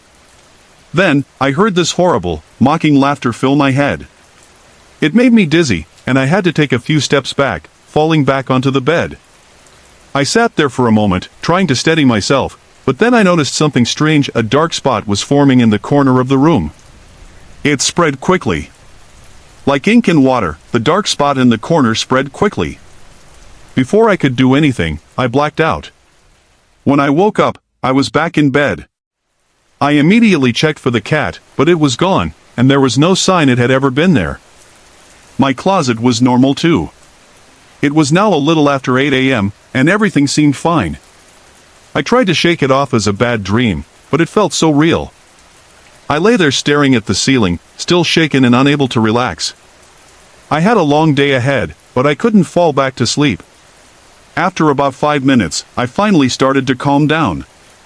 Then, out of the corner of my right eye, I saw the orange ginger cat again walking by my head. Before I could react, I felt its tail brush under my chin. I jumped up out of bed, but when I looked around, the cat was gone. 5 years ago, I moved into an old house out of necessity. I didn't want to drive my son 15 miles to school every day, so I found this place. I promised myself it would only be temporary, but even after he graduated 2 years ago, I'm still here because of financial reasons. Since I was a child, I've always been sensitive to spirits, and the older I get, the stronger it seems. In this house, I've always felt a presence. I can hear footsteps at night walking through my kitchen and living room, then they just disappear. The steps sound like heavy boots with a long stride. Creepy, but not scary, just unsettling.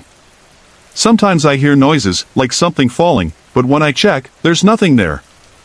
I often feel watched, like something is quietly observing every move I make. The other day, I was standing at the sink washing dishes when I felt something poke my side, almost like it was trying to get my attention, as if it were a child wanting to be noticed. I've also seen dark shadows moving quickly by me. When I look directly at them, they vanish. I don't feel threatened by any of this, just creeped out. It's livable, but uncomfortable. My niece stayed with me for a while, and she got scared. She said the doorknob in her bedroom would wiggle, like someone was trying to get in, but it wouldn't turn, just wiggle. I had to deal with her being terrified at night. My son also experienced some creepy things here before he moved out and joined the army, but he refuses to tell me what happened, probably because he doesn't want to scare me. Now, the things inside the house are unsettling, but what's outside is far worse. I know it sounds crazy, but I'm not writing this from a mental hospital. Something evil has recently appeared outside, and it's been here for about 3 weeks. I can't describe it in any other way, it feels like pure evil. I'm terrified of it, and I feel horrified just going outside. I work early in the mornings around 3:30 a.m., and it's very dark when I leave. Some mornings, I don't feel it out there, but other mornings, I can sense it, like it's watching me from the edge of my fence. I live in a rural area, so it's isolated and quiet. It first made itself known with a distinct whistle. The second time, it almost gave me a heart attack. That morning, I got up to get ready for work. I have a hound dog that I keep inside, so the first thing I do when I get up is let him outside. But that morning, he refused to leave the porch. He was barking and growling into the darkness. When I opened the door, I saw his fur standing on end, and he ran inside, hiding under my bed. I thought maybe a raccoon or possum had scared him. After about 20 minutes, my dog wanted outside again, but he still wouldn't go out. I had to push him, and when he stepped outside, he froze, growling into the dark. I opened the door, and he ran back inside again. I wasn't scared, just confused by his behavior. Then it was time for me to leave. I turned off all the lights, walked down the sidewalk, and got in my car. As I was fumbling for the headlight switch, I heard something strange from the dark area where my dog had been so scared. It sounded like someone was blowing on a duck call but in a low baritone tone, and it was so loud it hurt my ears. It made my heart race, and I got a sudden headache. I started the car, but my hands were shaking so badly I could barely press the gas pedal. When I finally turned on my headlights and pointed them in the direction of the noise, I saw nothing. A week later, something even stranger happened. My best friend called me, or at least that's what my caller ID showed. I answered the phone, but all I heard was a faint voice saying, "Hello." It sounded like the person was far away, with static in the background.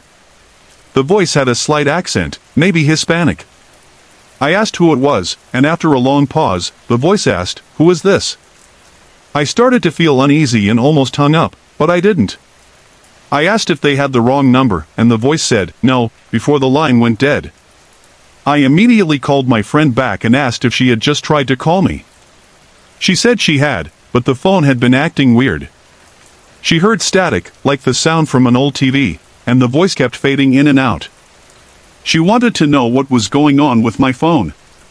I'm not sure if this has anything to do with everything else happening, but it was strange.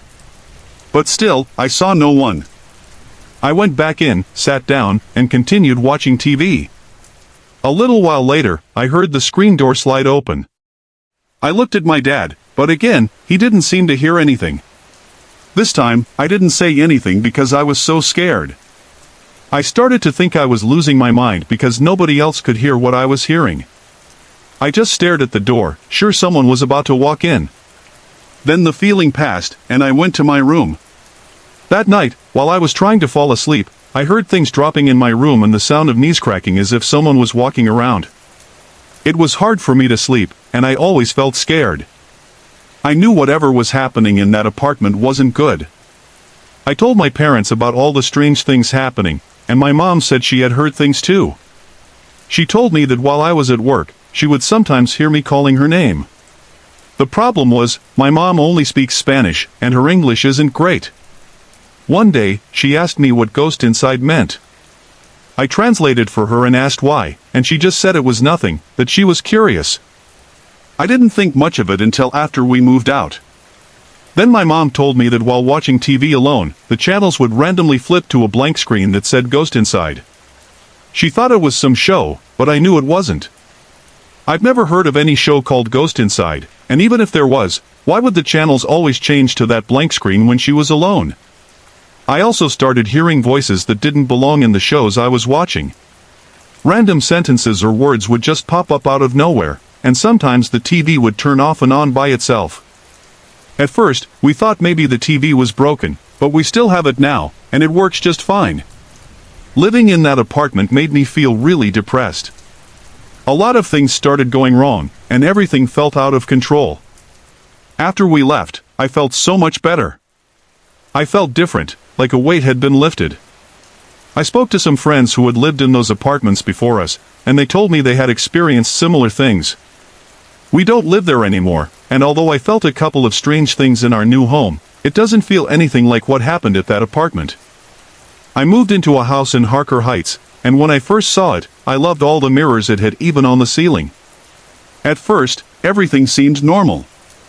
there were no problems at all. But about 3 months after moving in, things started to get weird. At that time, my son was only a year old.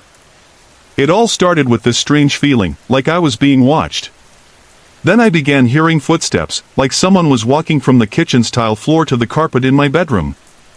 I would get up to check, but there was never anyone there, just me and my son in the house. A month later, I was lying in bed, and it felt like someone had gotten into bed with me. I sat up, turned on the lights, but there was nothing there. Nothing visible, anyway. I thought I must have been dreaming and went back to sleep. A few hours later, I felt something curl up behind my knees, just like my dog Sheba used to do before she passed away. It didn't feel bad, just comforting, like it wasn't evil. At first, I thought it was just my dog. This continued to happen 1 or 2 times a week, or whenever there was a storm. But after 6 months, something else came. This presence felt dark and gave me chills all over. Whenever I walked into a room, it would get freezing cold. I could hear loud footsteps echoing through the house. Then my son started crying. When I went to his room, he would be staring at the ceiling or hiding under the covers, rocking back and forth. One night, as I was heading into his room, I heard what sounded like wings over the baby monitor, followed by my son's scream. I ran into his room, and he looked terrified. From that night on, he refused to sleep in his room. He would also tell me where the mean thing was and point to it. Whenever I went to the spot he pointed to, it would feel cold. Things got even worse. Doors would open and shut on their own. My keys would disappear almost daily, and sometimes I would feel pushed or pinched. Even my son felt it. People used to call me crazy until they came over and saw the things happening for themselves. The spirit wasn't shy. It would act up whenever anyone was there. I decided to bless the house. When I first lit the sage, I felt something push me so hard that it almost knocked me over. I went through the whole house, and for a few days, it calmed down. But then it came back even stronger. After the dark presence came back, another spirit appeared, one that felt good. When I went into a cold room, I could feel a warm breeze pass by me. My son told me that it was a boy. Later, I even saw the little boy's image in a mirror in my room. Around the same time, my light bill shot up from $100 to over $300 a month, and I started to feel like I couldn't stay there anymore. To make things stranger, the city started doing construction behind my house in a wooded area. I think the boy may have died there and was drawn to my house. After that, we didn't stay much longer. But my son, now almost 3, still sees things. One day, we drove past the old house, and out of nowhere, he asked, "Is the scary man still in there?" We had already moved out by then. He also once asked me if he could go play with the kids at the park, even though the park was empty. When I asked him what kids he saw, he described them to me in great detail. Since then, I've done a lot of research on ghosts and spirits, and I'll never move into a place with so many mirrors again. I've learned that mirrors can be portals for spirits to come through.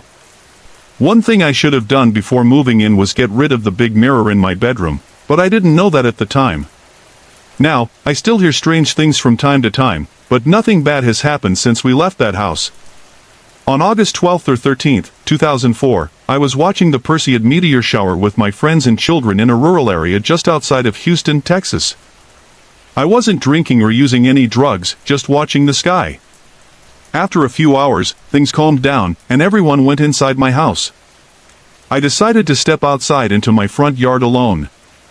The lights had been off for the meteor shower, and the only light was coming from the kitchen area of my house, which I could see faintly through the drapes. Other than that, it was pitch black outside. Suddenly, I saw these balls of light, orbs, floating around. They were about the size of softballs, some clear, some opaque, and in various shades in between. At first, I thought there was something on my glasses, like moisture causing a visual glitch. So I took off my glasses and cleaned them with my shirt. But when I put them back on, the orbs were still there. That's when I realized it wasn't a smudge on my glasses. I began to think maybe I was having a brain aneurysm or some kind of hallucination. These lights were everywhere, swirling around in the night. But as I stood there, I noticed they were actually illuminating a nearby outbuilding about 25 feet away. It was like seeing 1,000 invisible children running around with flashlights, shining light on the walls of the building. I know how crazy this sounds, and I've questioned my sanity many times since then, especially with everything that followed. But I swear on everything, I'm telling the truth. At the time, I was a practicing attorney.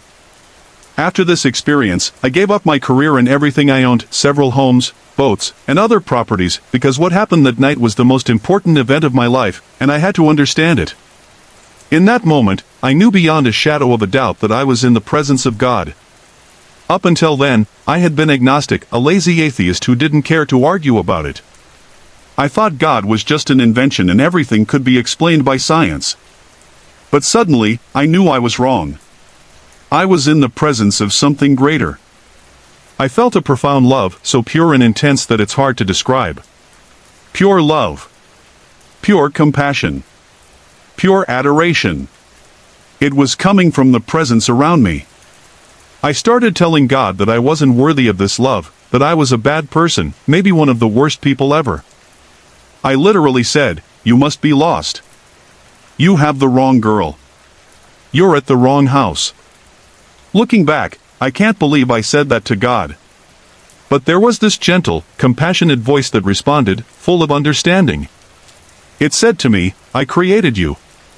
I am you." That's the exact quote. After that, I was told that I had come from the stars, from out there, and that I would be coming home soon. I was also told that I had once been part of the love and light surrounding me and that I would be part of it again. Then, suddenly, something fell from the oak tree behind me. It startled me. Remember, I had just been watching meteors fall and I ran inside. When I realized it was probably just an acorn that had dropped, I went back outside, but the lights were gone. That wasn't the first supernatural event I had experienced, but it was the first time I couldn't just brush it off as my imagination.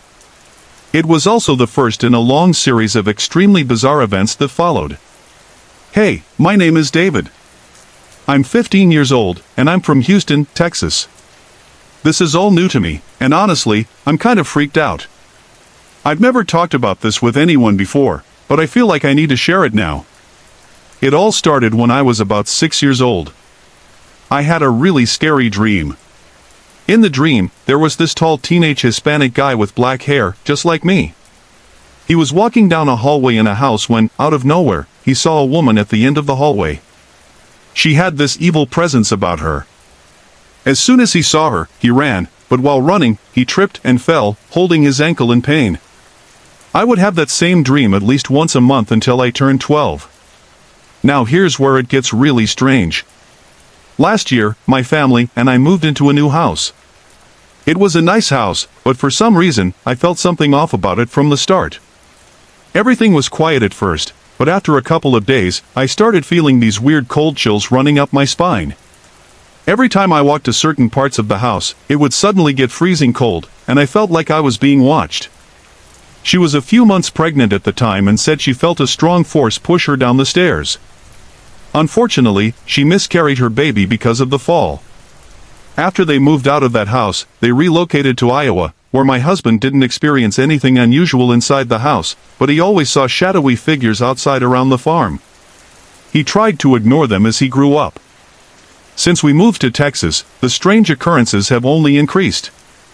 One night, my husband left for training, and I was alone in the house. I had to sleep with the light on because the atmosphere felt uncomfortable. As I was drifting off to sleep, I heard a voice whisper in my ear, "Get out." I woke up suddenly, looked around, and saw nothing. My dog was lying on the floor beside the bed, and she didn't react at all. I tried to go back to sleep, but as I entered REM sleep, I felt cold fingertips brush my neck. I shot up and told whatever it was to leave me alone. After that, I was able to sleep peacefully, knowing my twin brother would be coming the next day to stay with us, which made me feel safer. After that, the activity stopped while he was there. There were other odd incidents in the house too. One day, I was in the bathroom doing my hair when the toilet flushed by itself. I walked around the house to check on things, and when I went into the kitchen, I noticed the cabinets were wide open. Around Christmas time in 2005, my husband, a friend, and I were sitting in the living room watching a movie. Patrick had finished his drink and set it down on the side table next to the couch. As the movie neared the end, something hit the cup, and it flew into the air, twirling around before landing on the floor on its side. We all stared at each other, confused. We shrugged it off and finished the movie, but when we were done, we found the cup was now upside down. My friend was really freaked out by it, but my husband and I just brushed it off because we were used to things like this happening. My friend was always scared to come over because of the strange shadows she would see on the walls, but she kept visiting anyway. One night, my friend and I were sitting around having a drink when my husband called for me in a terrified voice. I rushed to him, and he said that something was pulling on his leg. He described seeing a huge, green, gargoyle-like face emerge from the corner of the room and shoot straight at him. He was terrified, but I didn't see anything myself. He said it scared him to death. A few years ago, my father shared a strange story with me about his childhood in Waco, Texas. He grew up in the country, and at around 14 or 15 years old, he had a pet pig that he would spend a lot of time with on the family farm. He told me he would go out to the barn to feed the pig, and sometimes they would hang out for hours. He'd even lie down next to the pig, resting his head on its belly, and they'd both fall asleep together. One day, when my dad came home, the pig was gone.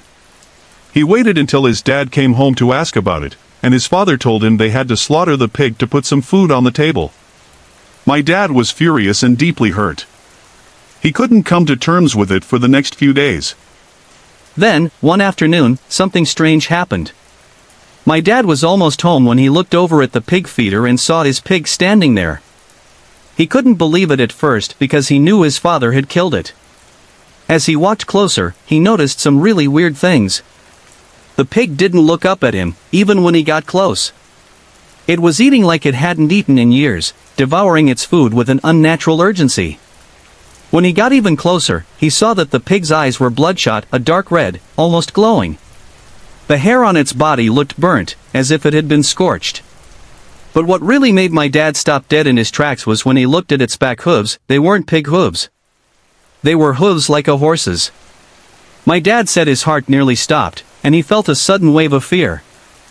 He turned away and started walking toward the house, but he said it felt like he was running, even though he wasn't. He never told his father what he saw. His dad was strict, and my dad knew he'd get in trouble for saying something that out of the ordinary. A few months later, my dad was home alone one evening while the rest of the family went to church. He told his parents he wasn't feeling well and would stay home. His father gave him the old shotgun for protection, telling him to keep it nearby. After they left, my dad spent the evening watching TV, eventually falling asleep on the recliner with the gun beside him. He was suddenly awakened by an odd feeling, as if he was still half asleep, like when you wake up from a deep sleep and can't tell if you were dreaming or not. He felt disoriented and listened closely for any sounds. He didn't know what he was listening for but stayed perfectly still, barely breathing. The TV was off now, and the fan was running softly in the background. Then he heard something distant, a pig. But there was no pig around. His heart started racing, and his breath became shallow. Then he heard a strange knocking sound coming from the coat closet next to the front door, just a few feet away. Terrified, he stayed as still as he could and tried to focus. After a while, he fell back asleep but soon began to have a bad dream. He couldn't breathe properly in the dream, as if something was suffocating him. He struggled, trying to get air but couldn't. When he finally opened his eyes, he saw something that made his blood run cold. On his chest was a small, strange creature, half human, half something else, staring directly at him with a mangled, confused expression on its face. My dad said he jumped up instinctively, brushing the creature off like a spider. He grabbed the shotgun and aimed it at the closet, but by the time he was ready to fire, the creature had already scurried back toward the closet, moving like a chimpanzee.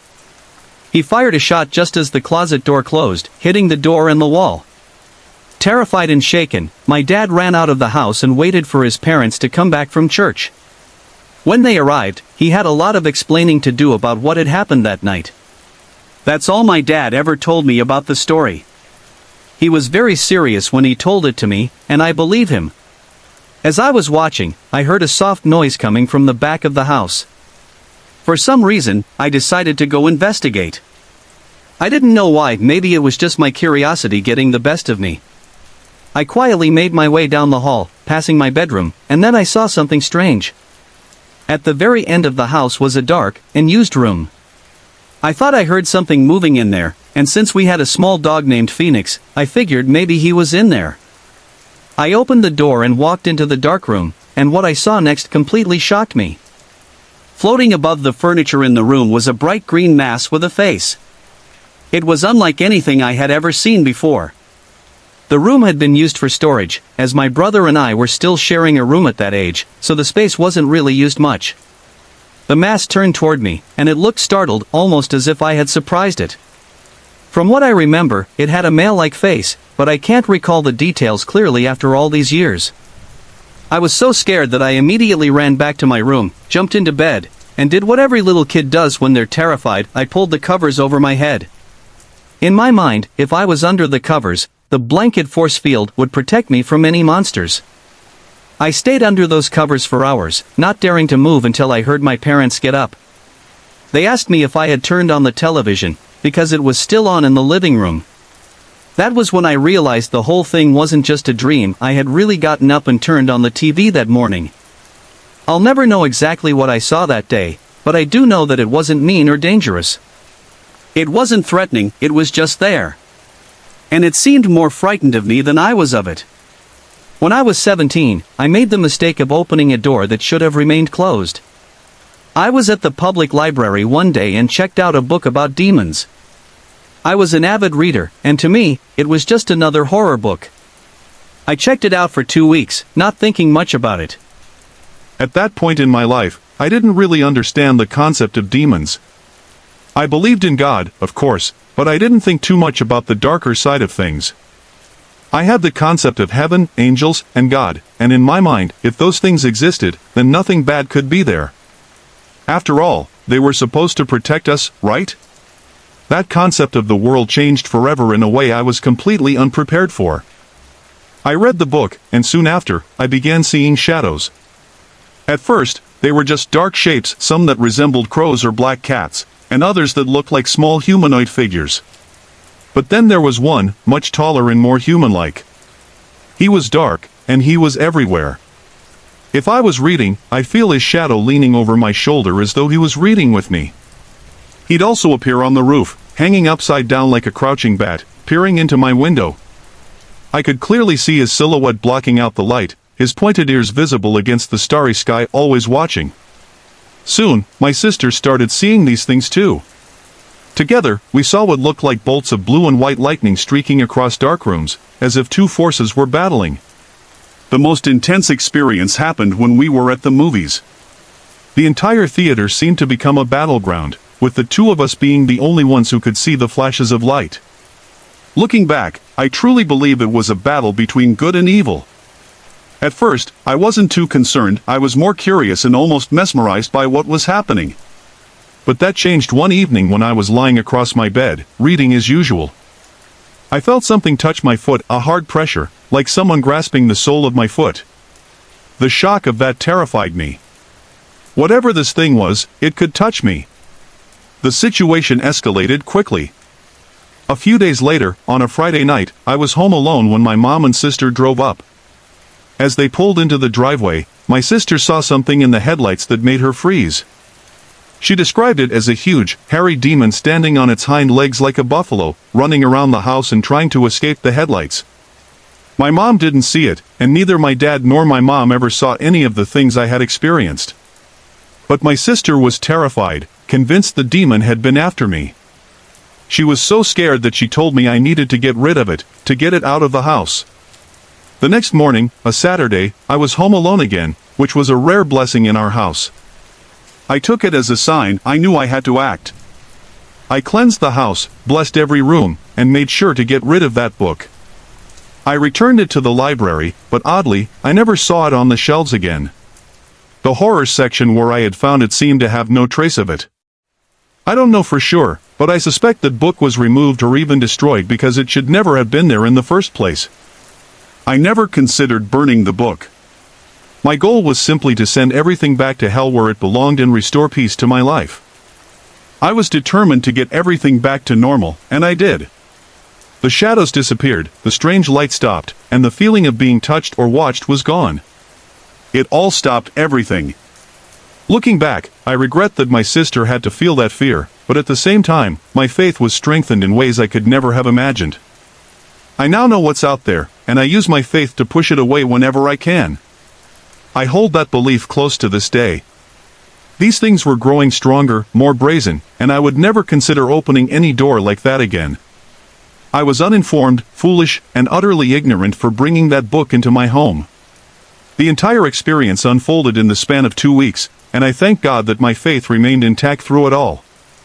I was blessed with the strength to realize that the situation was spiraling beyond my control and the wisdom to send it back.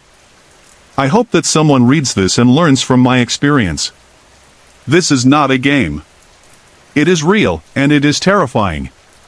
I then found myself back in bed, my husband beside me, sound asleep. He's a heavy sleeper. I was lying face down, but I could hear soft noises around me, like shuffling.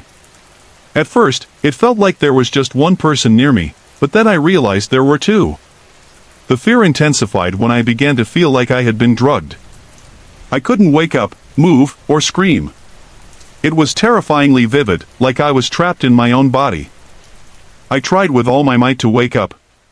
I struggled to make any sound, but nothing came out. I fought against this paralysis, trying to scream, but it was as if my voice was gone. At one point, I was able to wake up for a brief moment. I put my arm around my husband's waist, still lying on my stomach, but the moment of awareness was short-lived. After that, I tried so hard to move my arm or even my fingers to wake him up, but nothing would move. I couldn't scream, and I couldn't fully wake up again. I could hear noises around me, and the fear kept building. I remember thinking that my husband and I had both been drugged, like in the movie What Lies Beneath, where Harrison Ford drugs Michelle Pfeiffer and leaves her in a bathtub with the water running.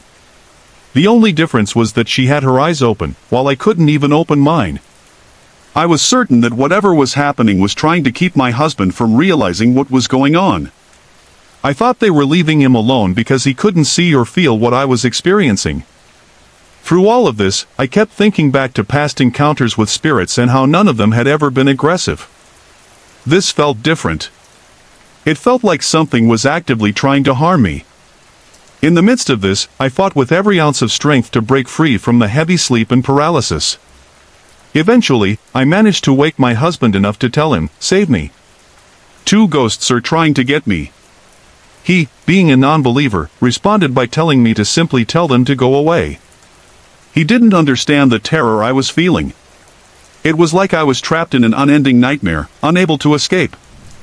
I kept slipping back into the catatonic state, each time more terrified to go back under but unable to stop it. It felt like a battle between my will and whatever dark force was holding me down. Finally, after what felt like an eternity, I was able to get his attention again. He got up, went to the bathroom, and came back to bed. We lay facing each other with our arms around each other. I could feel a strange energy behind me, and I kept flinching as if something was trying to pull me away from him. It felt like they were trying to separate us. Eventually, the sensation faded. I could finally sleep again, feeling like it was safe. But I'll never forget how real it felt. It was a feeling of pure terror, and even now, I can't shake the memory of it. Ever since I was a child, I've been able to see things that others can't, the non-living, spirits, or whatever you want to call them. It's always been part of my life, so I never really questioned it. The earliest memory I have goes back to my older brother's 3rd birthday. One day, my mom was going through some old family photos, and she showed me a picture of her mother, a grandmother I never had the chance to meet. As she showed me the photo, I told her I remembered her from my brother's birthday party. I described the cake in detail, saying I remembered really liking it. My mom was confused and thought I was crazy, insisting that I was only a month old at the time. But I knew what I remembered. I often wonder if I'm just imagining it, but I still stand by what I saw. When I was 13, another strange experience happened. My mom and I were driving downtown in Houston, Texas, when we stopped at a light. That's when I saw a little boy, no older than 2 or 3, standing on the side of the road crying. I got closer to see what was wrong and asked him where his mom was. He looked at me, then ran straight into the street. A car was speeding toward him, and I screamed in terror, thinking he was going to be hit. My mom scolded me for making a scene, but I couldn't shake the feeling of dread. We walked down to the next street, and when we arrived, there was a commotion. A truck had just run over someone at the corner, the trailer it was hauling coming loose and hitting them. The little boy I had seen was dead in the street, his mother crying out for him. That's when it hit me, this was the same boy I had seen earlier. I recognized his face on the news later that day. That's when I truly started to believe that I could see things others couldn't. There were other instances, but none shook me as deeply as this one. For nights, I couldn't sleep, not from the sight of what I had seen, but from the overwhelming guilt. I kept thinking, could I have done something to stop it? I still don't know the answer. It was a sunny day when my friend V8 and I were sitting in my front yard, laughing and snapping pictures with my new camera. We were having a great time until we wandered over to the old playground set that my brother and I had built when I was little. That's when things started getting weird. V8 suddenly froze and started looking at the swing set. She seemed on edge, and after a few moments, she told me that she kept seeing a guy walking past the swings. At first, I didn't think much of it, but the more she described him, the more unsettled I began to feel. The description she gave of the man perfectly matched someone I had seen before. He was the same person I had been spotting in flashes around my backyard for weeks. V8 and I had always joked about him, thinking we'd made up his name and personality in our heads. We called him Seth. According to our imagination, Seth was 16, had long emo-style black hair, wore a gray hoodie, and always had black jeans on. Seth's appearances were strange. He never stayed in one place for long and always flitted around in brief flashes. I used to only catch glimpses of him out of the corner of my eye, but lately, I had been seeing him for longer intervals, just a few seconds at a time.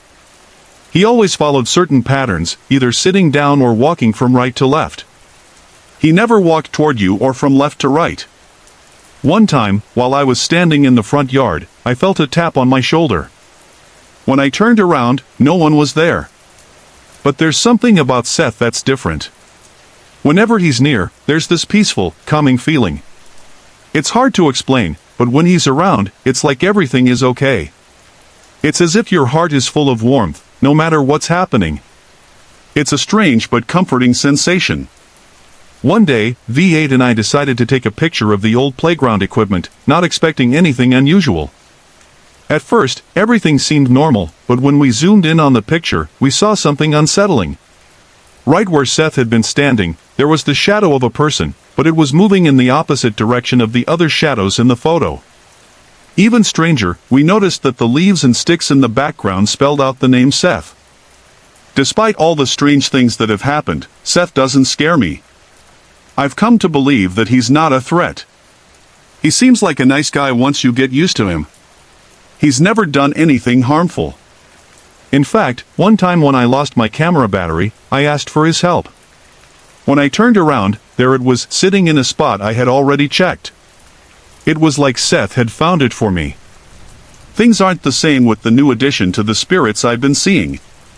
There are 4 in total now, one from long ago who left and another who just appeared recently. This new one is different. While Seth's presence is calming, this new spirit brings the opposite feeling. Whenever she's near, you start feeling paranoid, anxious, and terrified for no reason. I noticed it first with V8. She felt the same sense of unease. At school one day, V8 and I weren't the only ones to feel it. Another girl in our class commented on the unsettling atmosphere.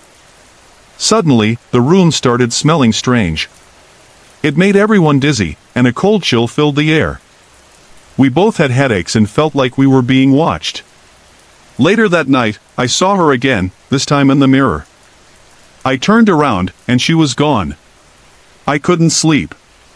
Later that night, I heard an odd sound I couldn't place, like a bike. I realized V8 had once told me a story about her siblings seeing a bike with no rider when they were younger. When she described the sound, it matched perfectly. I lay in bed, freaking out, when I saw her again. She was flitting through the hallway, her platinum, almost white hair glowing in the dark. She was wearing a simple white dress. I'm not sure if she was murdered or if something else happened to her, but I want to get to know her. The problem is, she always leaves whenever I try to acknowledge her. Unlike Seth, who brings peace, this girl's presence is filled with dread. The worst part is that I'm still not sure who she is or what she wants. There's no immediate danger, but the feeling she gives off is unmistakable. She's not aggressive, but she definitely has a way of making you feel uneasy. I don't have all the answers. These experiences haven't gone away, but none of the spirits have harmed me, not directly. I remember once, V8 was pushed into the pool by something unseen, and I had a strange feeling of being strangled while lying alone in bed. I don't know what happened during those moments, but it didn't feel like the same kind of presence. It's a strange mix of fear and curiosity, and I don't know what to make of it yet.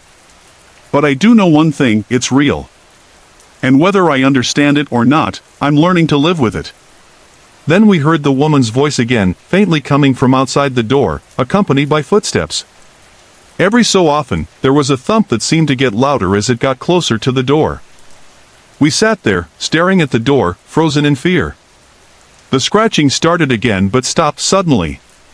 Lucky, our dog, began whimpering and crawled under the bed, which did nothing to reassure us.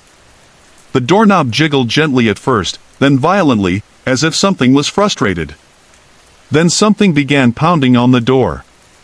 The knob shook more and more with each thud. Suddenly, the door flew open with such force that the knob punched a hole in the wall, and then everything was still. We quickly said a prayer and closed the door again, eventually falling asleep out of sheer exhaustion. This wasn't the only terrifying thing that happened at that house or in the surrounding neighborhood. Even now, just recalling it gives me chills. Writing it down is still creepy, but I'm glad to know I'm not the only one who has experienced something like this.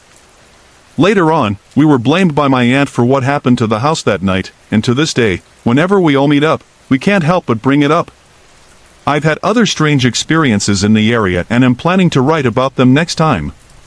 I recently went back to visit my old childhood stomping grounds. The house is still there, but no one lives in it anymore.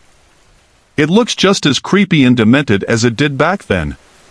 I revisited the creek, the bridge, and other places, and the eerie feeling I get when I'm there hasn't changed at all. I've always been fascinated by ghosts. As a little girl, I loved listening to good ghost stories, always asking questions afterward, trying to understand things from both perspectives. I've always been very empathetic, so it was natural for me to believe in spirits. But ironically, when my grandma passed away, it was hard for me to accept that her house might be haunted. My two aunts, Dahlia and Shuai, lived with my grandma to take care of her. Grandma passed away in January 2005 after struggling with Alzheimer's, so my family was prepared. I was at peace knowing she wouldn't suffer anymore and could finally rest in peace, or so we thought. The first strange experience came the day after my grandma's death. I wasn't there when it happened, but my mom, Aunt Dahlia, Aunt Shuai, and Uncle Lupe were at my grandma's house making funeral arrangements. My mom was in Aunt Dahlia's room calling the funeral home, while my aunts and uncle were in the living room. They could hear my mom speaking when suddenly, they heard footsteps in the hallway. My grandma's hallway had wooden floors, so the footsteps were loud and clear, like someone was walking toward the kitchen. But no one was there. I didn't notice anything odd at first, but a few weeks later, things started getting strange. I was sitting at the dining table eating when I saw something from the corner of my eye. I looked up and saw a figure dressed in white standing in the hallway. I couldn't make out any details, but I saw it clearly in my peripheral vision. When I looked directly at it, the figure vanished. I turned away for a split second, and when I looked back, it was there again. Each time I looked away and then back, it reappeared in the hallway, but then disappeared just as quickly. This happened several times. The figure would sometimes be at the entrance of the hallway, sometimes in the middle, and sometimes at the end. It seemed to move around as it pleased, but it was always wearing white. Another incident occurred in the living room. I was sitting on the couch feeling bored when I noticed something in my peripheral vision again. I looked, and there was a white figure sitting at the other end of the couch. It didn't seem to notice me, and I couldn't make out much detail, but it looked like it was wearing a dress. I turned quickly, and the figure was gone. But as I looked away, it reappeared, now sitting with its legs crossed. I was terrified and immediately left the room, but as I passed the couch, I saw the figure still sitting there. I rushed out of the living room. The hallway and couch incidents became a regular occurrence. Sometimes I wouldn't see the figure for weeks, but then it would reappear, always in the same pattern. It was like the figure could come and go as it pleased. One day, my mom, aunts, and I went to Walmart, but I stayed at the house. I wasn't in the mood to go out. I locked the front door and went to the bathroom, which was next to the kitchen. As I was in there, I heard voices coming from the kitchen. I couldn't make out the words, but it sounded like a conversation between two people. At first, I thought my mom had come back for something, but when I stepped out of the bathroom, the kitchen was empty.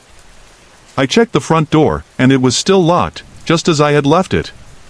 I looked out the window, and my mom's car wasn't in the driveway. I was spooked but shrugged it off and went to Uncle John's room to watch TV while I waited for my mom to return. There were other times when I would hear my name being called. I'd ask Aunt Dahlia or Shuai if they called me, and they always said no. I'd heard my name called so many times in the past that it didn't seem unusual, though it always left me feeling uneasy. I also saw shadowy figures passing by the doorway of my grandma's room or in the hallway. I would look, but there was never anyone there. A year had passed, and these strange occurrences were still happening. I began to think I was going crazy. Why was I the only one seeing these things? But during a family gathering at my grandma's house in November 2006, everything changed. My mom, aunts, and I started talking about what we had experienced. My cousin Jouette, who was staying at my grandma's house at the time, told us that she heard footsteps and strange noises at night. We all looked at each other, realizing that none of us had been imagining it. We weren't alone in our experiences. Mom then shared that one night she had seen someone dressed in white standing in the hallway. She couldn't make out the face, but she knew it was a person.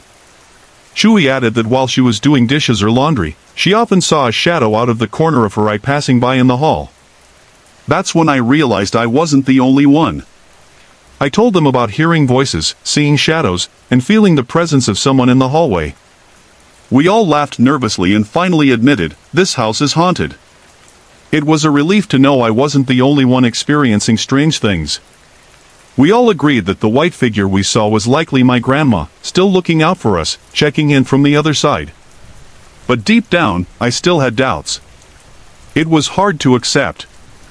Even though I believed in ghosts, it's one thing to watch ghost stories on TV and another to experience it in a house so close to your heart.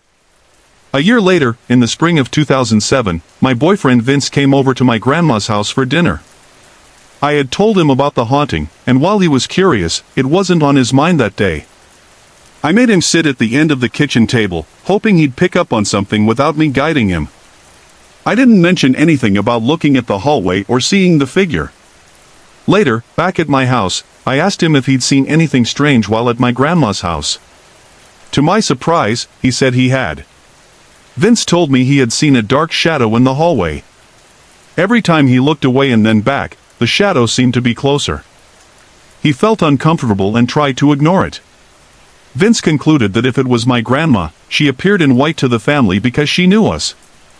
But because she didn't know him, she appeared as a dark figure. It was as if she was trying to understand what he was doing in her house.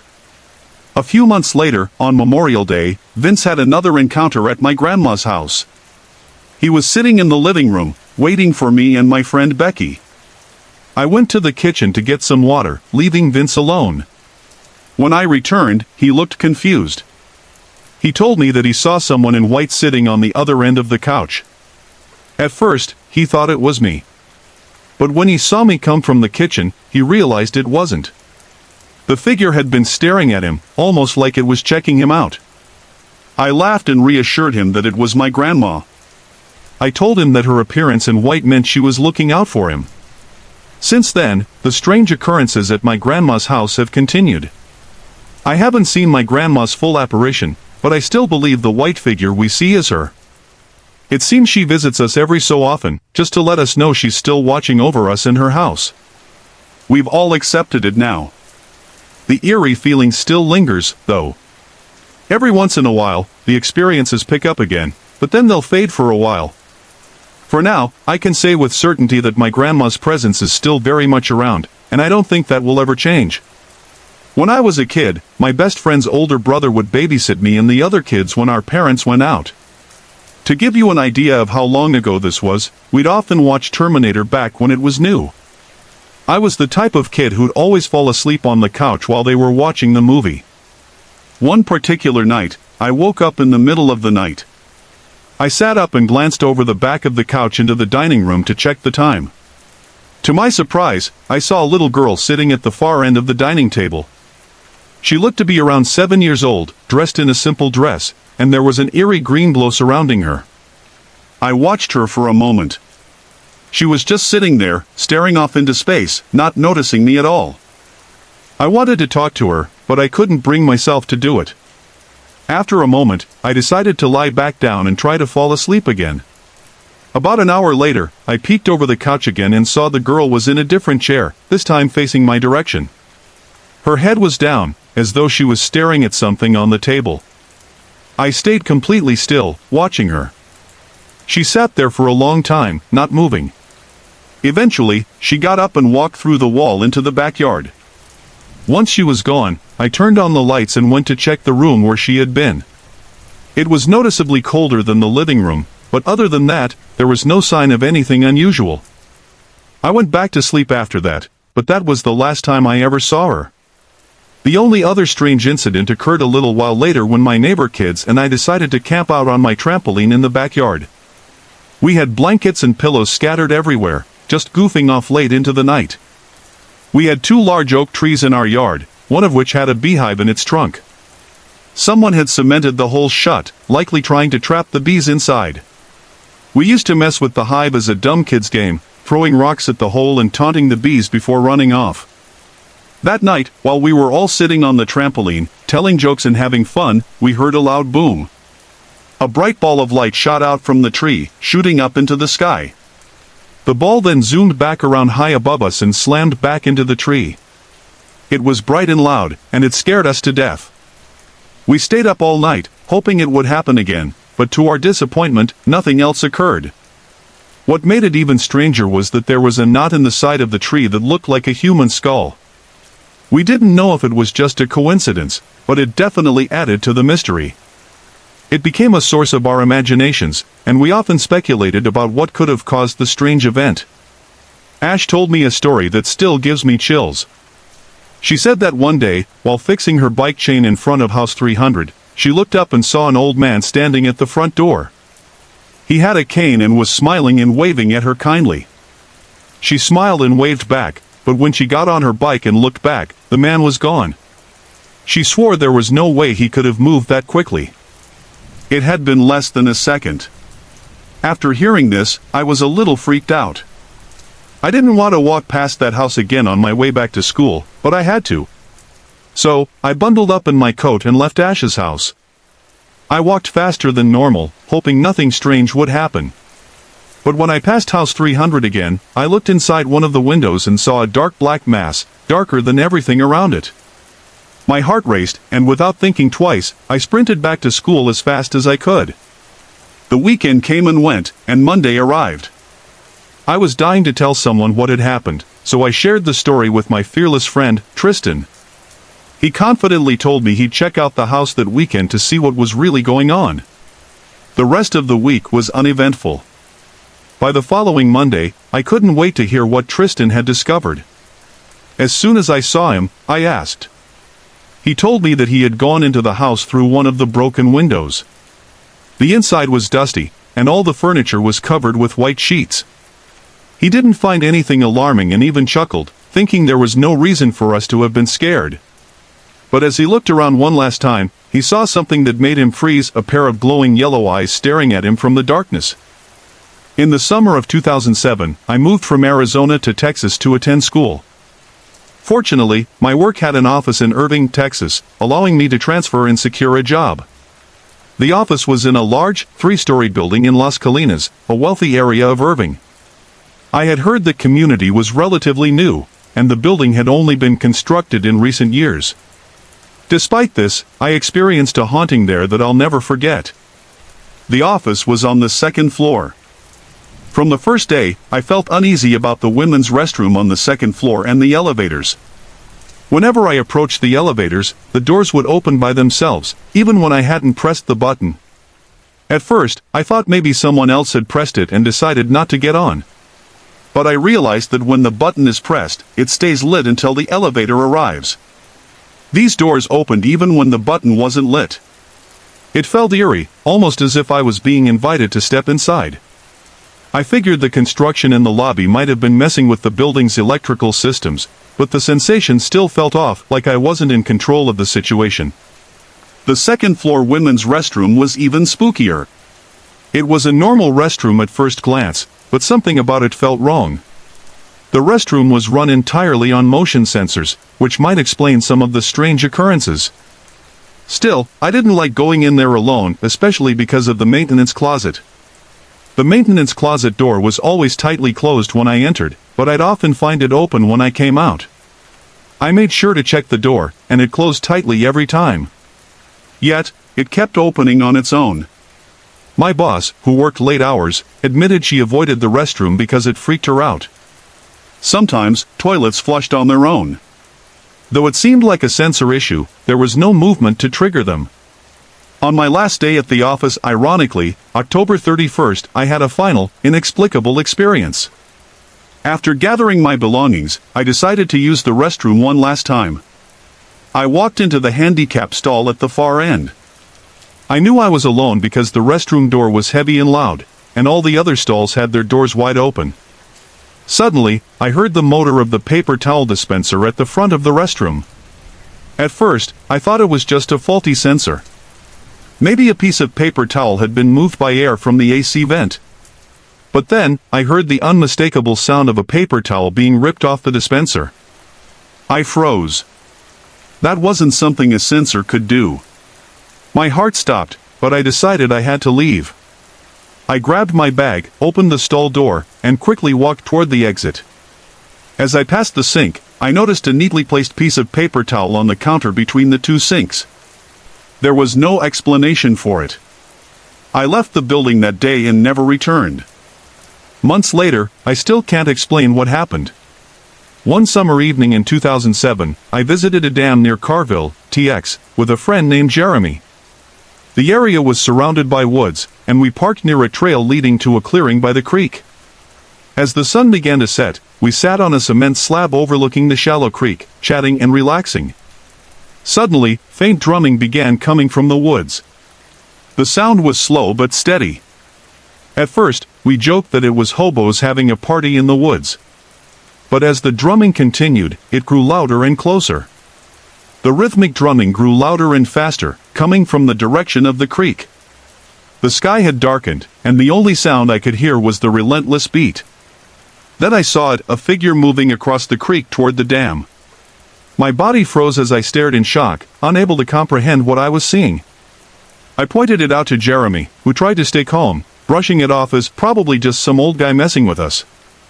But deep down, I could tell he was nervous too. The figure, however, didn't move like a person. It glided effortlessly up the wall of the dam as if it were floating. The drumming never stopped. When it reached the top of the dam, the drumming intensified. It was louder, faster, and felt as if it was pulsating through my chest. I could feel my heart pounding in rhythm with the beat. Finally, Jeremy admitted he could hear it too, and his demeanor shifted.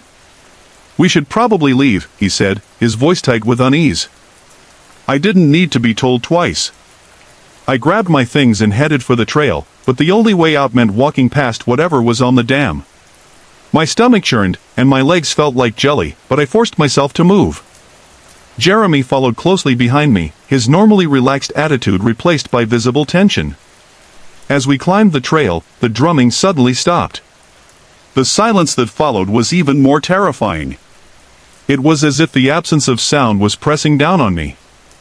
I knew, instinctively, that whatever it was might be following us now.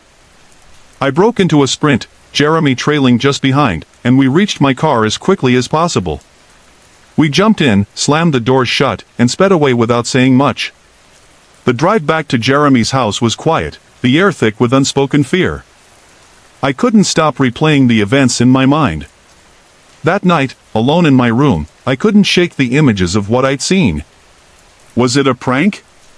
But how could anyone have known we were there? And how could someone move up that dam so effortlessly while still playing drums? I'd been in situations where people pulled pranks to scare me, but this felt different, darker, unnatural. The way the figure moved, the relentless drumming, the oppressive silence that followed, it didn't feel human.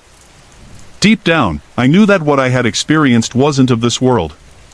Even now, the memory of that night at the dam haunts me. I've tried to rationalize it, to find a logical explanation, but nothing fits. A few months later, I had another unsettling experience, this time, at my sister's house. She and her husband had recently moved into a home just down the street from my parents, and I often babysat for them. From the moment I stepped into the house, I felt uneasy. Something about it felt off, though I couldn't put my finger on why. They had an old mirror in the kitchen, positioned in a way that reflected down the hallway. Every time I glanced into it, I felt a strange sense of dread. It made me uncomfortable, but I brushed it off as my imagination. When I babysat, I often heard strange things. Late at night, I'd hear my name being called, not loudly, but in a whisper, close enough to make me look around. Sometimes, I'd hear small footsteps running down the hallway. I'd check on my niece, thinking she'd gotten out of her crib, but she was always sound asleep. One particularly eerie night, I heard clacking sounds in the kitchen, like someone walking in hard-soled shoes. Then I heard my sister's voice calling my name, loud and clear. I got up and went to the kitchen, but it was empty. The front door was locked, and when my sister finally came home later, she swore she hadn't been back at all. Things escalated from there. One night, my sisters decided to use a Ouija board in my room despite my protests. I wasn't comfortable with it, but they insisted. When they finished their session, both of them were pale and teary-eyed. I yelled at them to leave, furious that they'd brought something into my space. Not long after, a friend of mine, who was a skeptic, saw a tall, dark figure in my house. She described it as wearing a top hat, standing silently in the doorway. I tried to dismiss it, but her fear was genuine. A week later, my sisters brought up a shadow figure they'd seen as kids. They described it in detail, a tall man in a top hat walking across the backyard in broad daylight. Their description matched my friend's sighting perfectly. I didn't know what to think. One night, my sister came home drunk and started acting strangely. She stood in the doorway, staring blankly at the wall. Then, without saying a word, she walked stiffly to the couch, sat down, and stared straight ahead, her hands resting on her knees. When I called her name, she turned her head toward me slowly and said, "Yes," before going back to staring at the wall. The way she moved, the emptiness in her voice, it wasn't her. Terrified, I ran to my oldest sister's room and told her what had happened, but she didn't believe me. The next morning, my sister had no memory of the incident. After everything I've experienced, I still don't know what's real and what isn't. The events at the dam, the strange occurrences at my sister's house, the shadow man, all of it feels connected in some way, but I can't explain how. These memories still haunt me, and while I've learned to live with the uncertainty, I'll never forget the fear I felt. I've come to realize that there's more to the world than we understand, and sometimes, we're better off not knowing the answers. My dad had always been a skeptic when it came to the supernatural, but something about this experience shook him. He said that as he stood in my closet, he felt an overwhelming sense of unease, almost like he wasn't alone.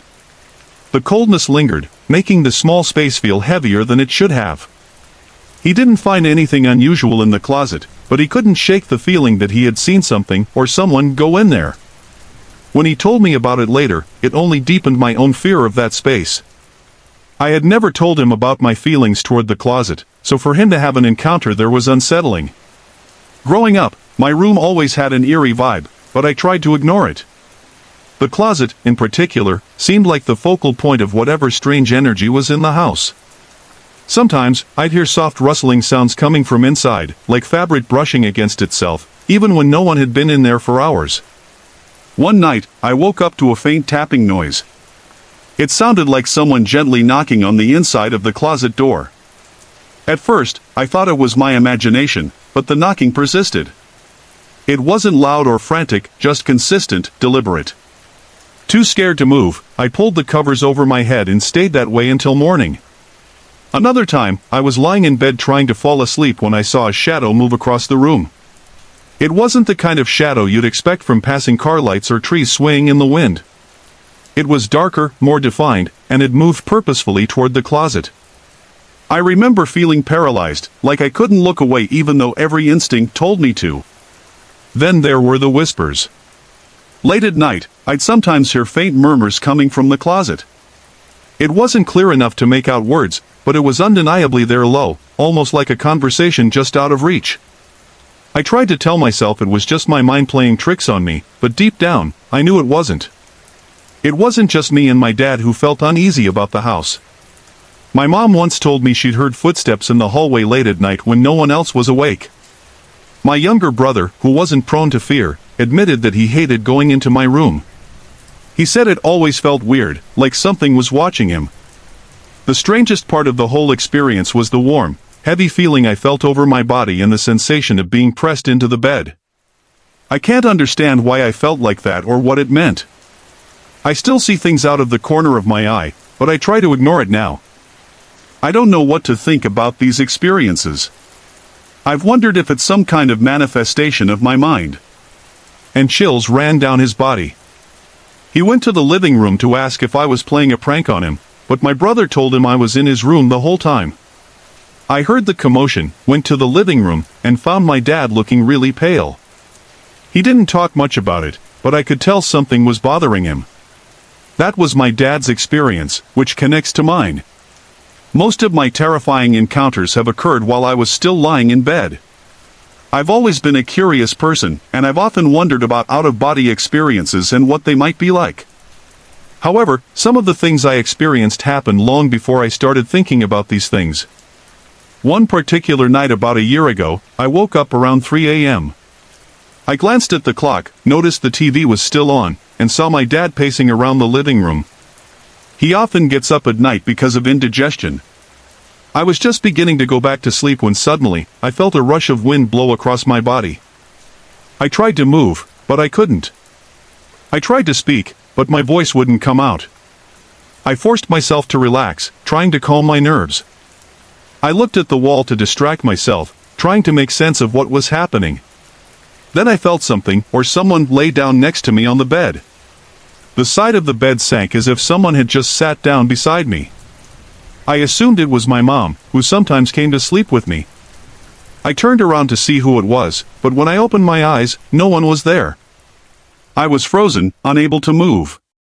My body felt heavy, as though someone was pushing me down into the bed. Then something strange happened. From my waist to my shoulders, I began to rise off the bed as if I was floating. In sheer panic, I remembered reading that to protect yourself from spirits, you should imagine yourself surrounded by an energy bubble. I tried that, and after a few moments, the sensation stopped. I was left alone, and I managed to fall back asleep. But that wasn't the last time something like that happened. Just this morning, at around 9 a.m., something strange occurred again. My mom was in the room talking to me, and I was wide awake. I was tired, so I tried to go back to sleep. As I lay there, I thought about trying to separate from my body, as I had been curious about doing. I closed my eyes, and almost immediately, I felt something rush toward me, coming from the closet area. The sensation felt like wind blowing directly at me, even though my mom was still in the room. I thought, not again. I tried to move, but I couldn't. It felt as though I was slowly coming out of my body while still being awake, staring at the wall.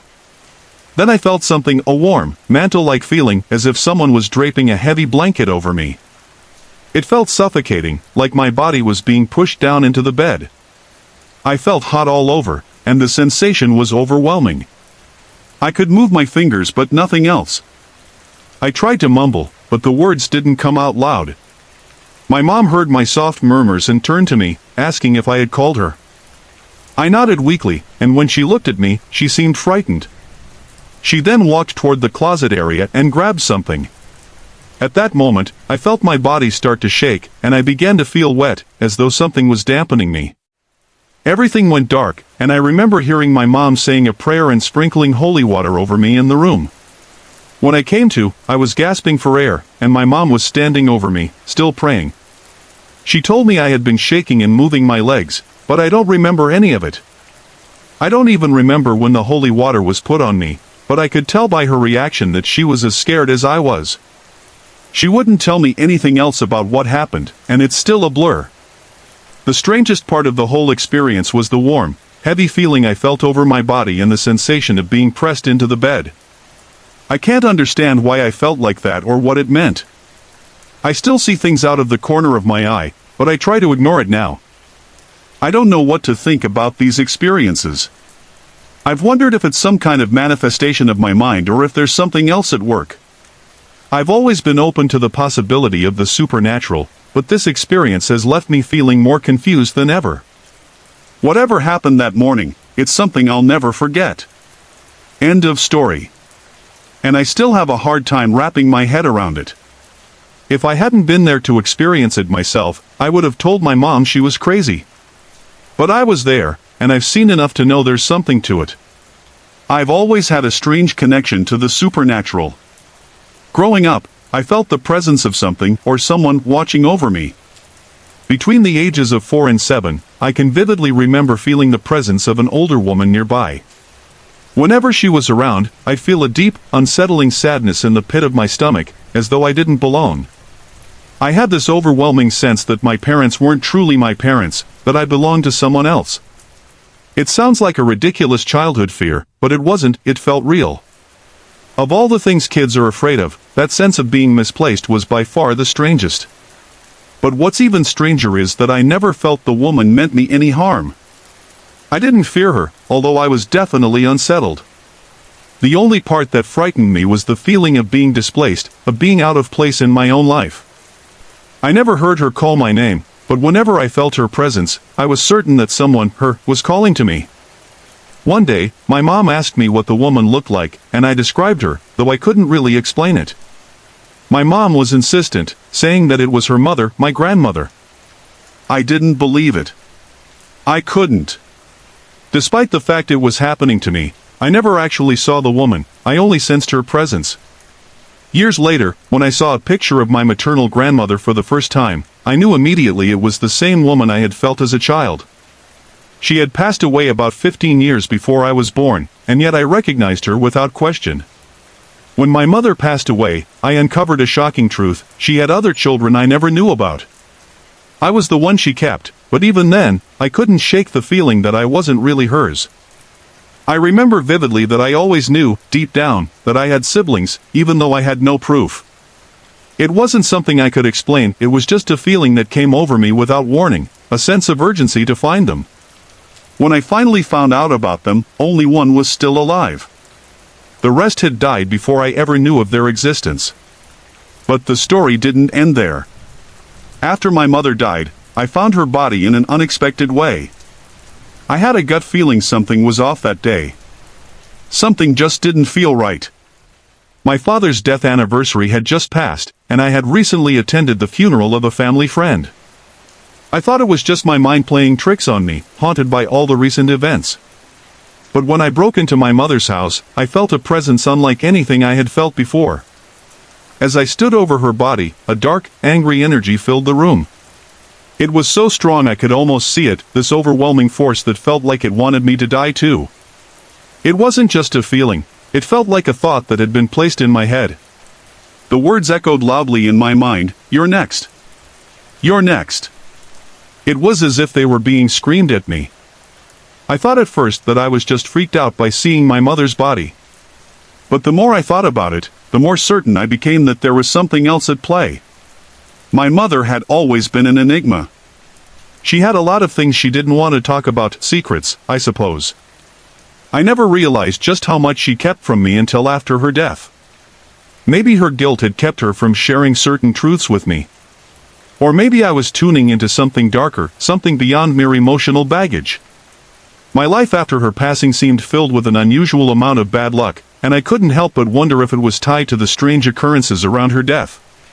When we moved my mother's belongings into the garage, strange things started happening in our home. It felt like there was an energy lingering, something unsettling. It wasn't long before my family noticed that the women on my mother's side of the family had always experienced ghostly apparitions. My mom had never been upset by my awareness of a presence near me, perhaps because she had been through similar things in her own life. While I had never seen an apparition, I had several experiences where the sense of someone watching me was overwhelming. In the past few years, I've worked hard to distance myself from these experiences. I've tried to stop paying attention to these sensations, to close off the sensors I once seemed to have. And for the most part, I've been successful. It's been a couple of years since anything significant has happened. But I can't help but wonder, was that really my grandmother's presence I felt? Was there something deeper, something I was supposed to learn from those encounters? Why did I stop noticing her? Did I truly turn off my sensors, or will this happen again? I can explain away the eerie feelings that surrounded my mother's death, but there are still things I don't fully understand. The experiences, the sensations, the strange presence I felt, were they real, or did my mind just create them? I'm not sure. Maybe I'll never know for certain. But the memory of those experiences still lingers, and I can't help but wonder if they'll come back someday. When I suddenly heard the door to my parents' room shaking violently, as if someone was trying to break it down, my mom knocked on the wall and asked, "Did you just try to come in here?" I said, "No." She then said, "Well, someone just tried to." No one else was home at the time, just me, my mom, and my dad. My brother and sister had already moved out. I was so terrified that I had to force myself to fall asleep just so I wouldn't think about it. 3 years ago, my mother became very ill and moved in with me. We sold her house recently, and I can't help but wonder if the old spirits are still there, making themselves comfortable with the new owners. I still think back to all the strange things that happened in that house. At the time, it felt like normal life, but now, looking back, I wonder if there was something more to all of it. I don't know if I believe in ghosts or spirits, but I can't shake the feeling that something was there with us, especially after all those bizarre experiences. I'm a 37-year-old woman living in Dallas, Texas, and I've been haunted and harassed by something since I was about 8 years old.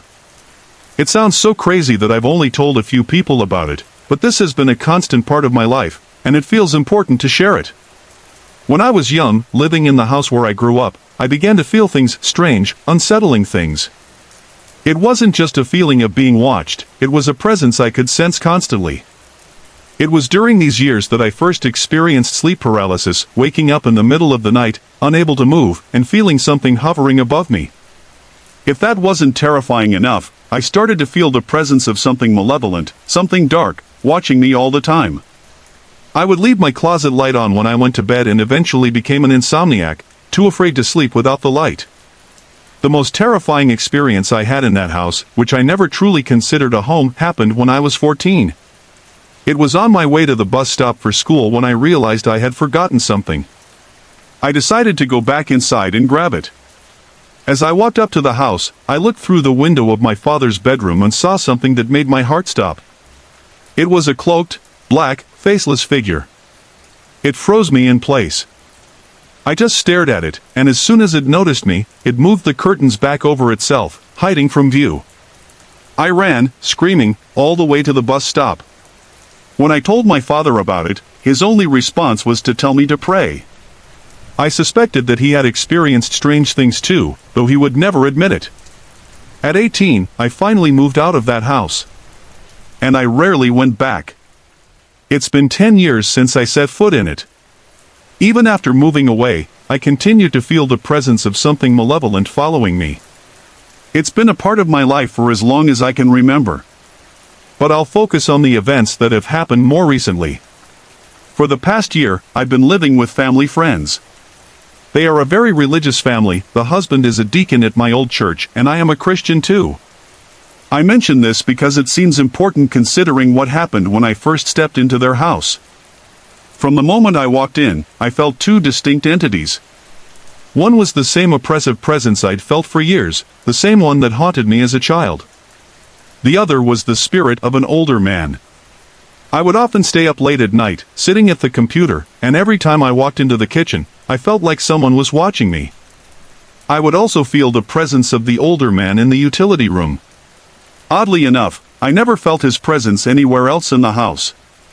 As time went on, things started going missing. At first, it was just small things, but as the months went on, it became a running joke. People would say, "Where did it go?" and I'd just shake my head, knowing the answer. It wasn't us. The most disturbing experience was the malevolent presence I continued to feel and eventually began to see. At night, I'd spot a black shadow high up in the corner of the room, near the ceiling. It wasn't solid, just a swirling darkness. I would also hear muffled talking, but I couldn't make out the words. Sometimes, I would feel something touching my feet and legs, like a cold, invisible hand. This went on off and on for the entire time I lived there. I moved out 8 weeks ago, hoping that everything would finally end. But just a couple of weeks ago, I began feeling that same dark energy again at night. It's back, and it's just as unsettling as ever. I've been researching this, and I'm starting to wonder if it could be a poltergeist. I've heard of things like this before, but I still don't fully understand what's happening. I'm bipolar, but I'm not psychotic, and I take my medication regularly, so please don't tell me it's all in my head. I know this isn't just a result of my mental health. Something is out there, and it's been following me for years. I don't know what this entity wants or why it has haunted me for so long, but I can't ignore it anymore. I've lived with it for so many years, and now it seems like it's only getting worse. Maybe one day I'll have the answers, but for now, I'm just trying to understand what's going on. I'm not crazy. I know what I felt, and I know what I've experienced. She believed that he sometimes came back to visit and check on how things were. My mom also said that she'd seen him out of the corner of her eye, the step only for him to vanish when she turned to look at him. Directly, I was both relieved and terrified to hear that I wasn't just imagining things, but the thought that Oscar's spirit might have been trying to connect with me, possibly even mistaking me for my sister, made my stomach turn. We had always been told that my sister and I looked exactly alike, so it made sense. In a strange way, that night I went back into my room, determined to feel comfortable again. About 15 minutes after I settled into bed, I felt the strong presence again, this time before anything else could happen. I said calmly, "I am not your daughter, please go away, please." And just like that, the presence faded. The room was quiet again. I looked around, making sure nothing was out of the ordinary, and from that night on I never had another encounter. Whether it was really Oscar or something else, I'll never know for sure. It was October 11th, 2008, and I had just finished watching the horror movie Somebody Helped Me, starring Omarion and Marquez Houston. The film wrapped up around midnight, and I quickly fell asleep in my room. About 2 hours later, I woke up, or at least I thought I did. I felt like I was half dreaming, half awake. I could see my room in complete detail, and I was aware of everything around me, as if I hadn't truly fallen asleep, just lying there in the dark. I was on my stomach with the covers pulled up to my face, how I usually sleep. It was strange, because I had the distinct impression that I was awake, not dreaming. The room felt so real to me, yet I was aware of a presence. I could feel that something or someone had intentionally woken me up so I could acknowledge its presence. My eyes immediately went to my closet door, which I always leave open. From the top of the door, I saw a dark, hooded figure sitting there, looking in my direction. Sorry to interrupt. If you're enjoying the story, let me know in the comments and tell me where you're watching from. Don't forget to like and subscribe for more. Its face was completely obscured by shadows, no facial features that I could make out. What was truly uncanny, though, was the feeling that it was staring directly at me, even though I couldn't see its eyes. I knew without a doubt that it was aware of me, frozen in place with the cover still over me. My mind raced with thoughts. Should I scream? Should I get up? But I couldn't move. I considered running out of the room, but The thought of leaving my 2-year-old daughter alone in the bed with this thing terrified me more than anything. I knew deep down that I wouldn't leave her behind. What was even more unsettling was that I could feel my fear intensifying, and somehow it felt like the figure was feeding off that fear, sensing my dread. It never said anything, but I knew it was aware of my thoughts, as if it was toying with me, waiting for me to fully grasp the horror of the situation. And yet at the same time I knew that it was enjoying the fear it was causing. It felt almost like a game for it. As the fear slowly overtook me, something inside me snapped. I hated feeling helpless, especially at night when I couldn't escape it. I started getting angry, furious. Even I wasn't going to let this thing get the best of me. I don't back down easily, especially when I'm angry. In that moment I began to think of Jesus in my mind. I was repeating verses, mentally yelling at the figure to leave me alone. I was thinking loud, commanding thoughts in my head, in Jesus' name, leave me alone. I wasn't going to let fear win. As soon as I started doing this, I felt the presence begin to knee. The pressure on my chest lifted, and I gradually felt calmer. Eventually I drifted back to sleep, no longer afraid. It was as if the figure had been struck silent, unable to feed off my fear anymore. When I woke up at 6 a.m. it was gone. This wasn't the first time I'd felt something like this. Twice before I had experienced similar dreams in the past year, but this time felt different, less menacing, more manageable. In the other dreams the same dark figure appeared. It wasn't sitting on the closet door like it did the first time, but this time it was floating in midair, its wavy arms reaching towards me as though casting some kind of spell or curse. My entire body felt numb, as I had no control over it. You know that feeling when your leg falls asleep? That was how my whole body felt, heavy, disconnected, and immobilized. In those dreams I wanted to scream from my mom, but I couldn't. I couldn't move or even open my mouth, but I didn't try as hard as I should have. These occurrences have made me wonder if the dark figure is trying to reach out to me, or if it's just tormenting me. I'm not sure what it wants, but each time it has shown itself, it's been just as real as the last, and I don't know if this will happen again, but I know I'll be ready to fight it off.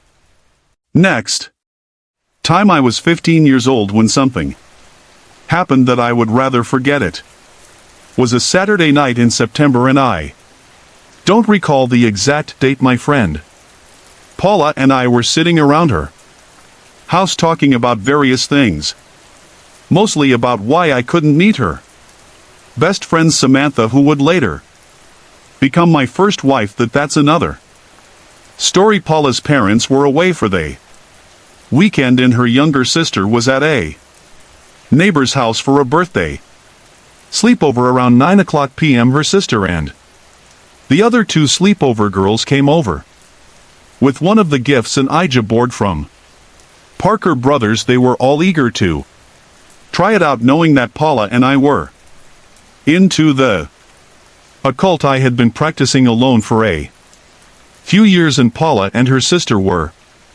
raised in a Wiccan household. They knew Paula had a spirit board that had been passed down from her grandmother, a maple board with a hickory planchet pointer.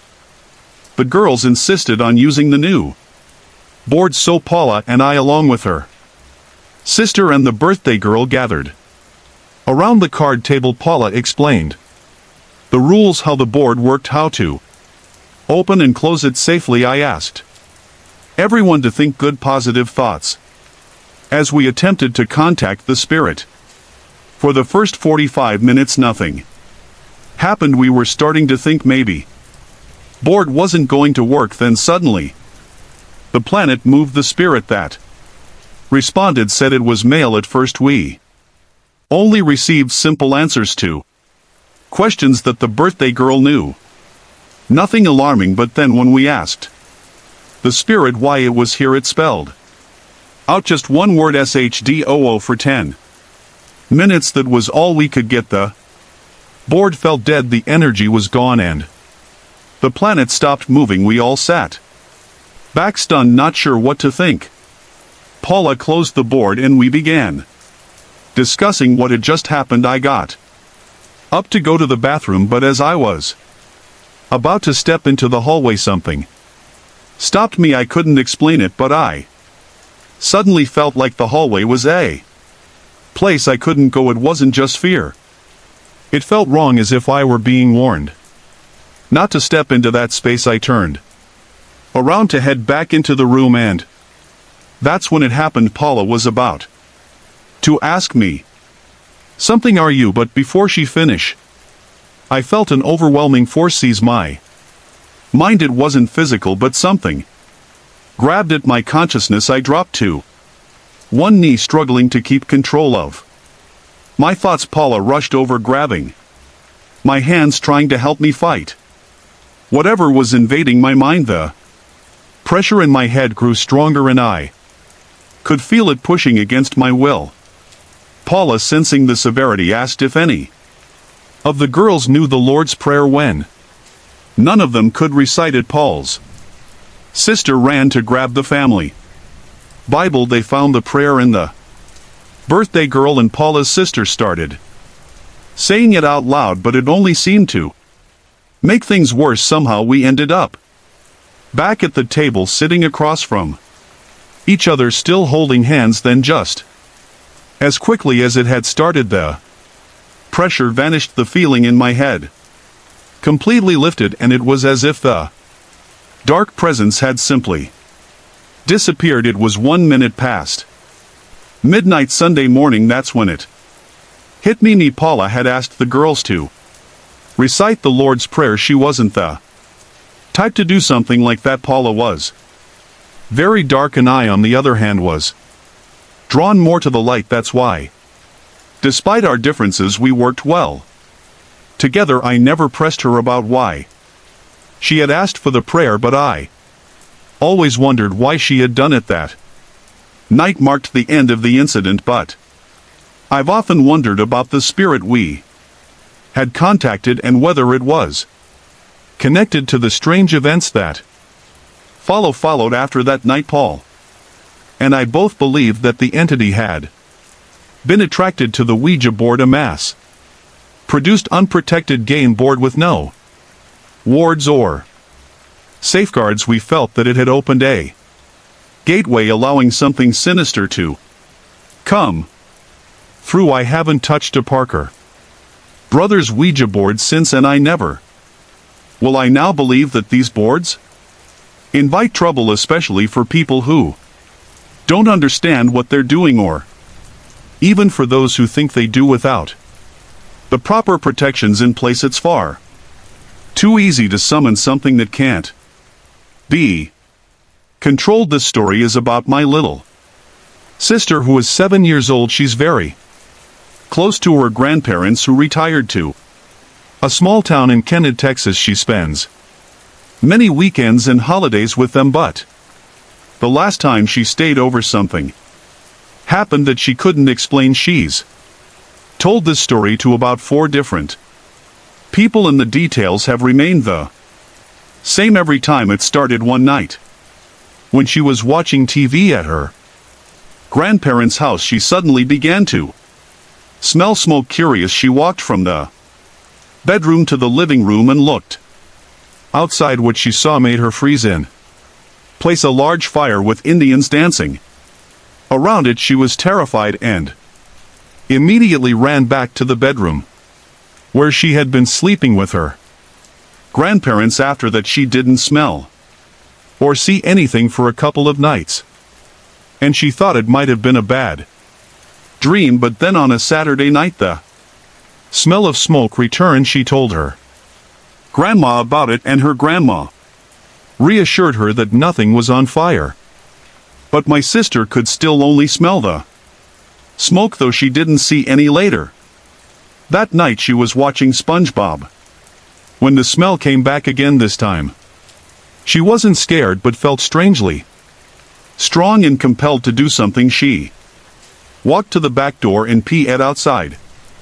This time she saw the same big Indian man she had seen before, only this time he was much closer. He had feathers in his hair, and surrounding him were several other Indians dancing around a fire. She could hear bells ringing and the faint sound of people whispering in the distance. The smell of the fire was stronger than ever despite the intensity of the situation. My sister wasn't afraid, but when she looked at the Indian man, she said that he didn't speak English.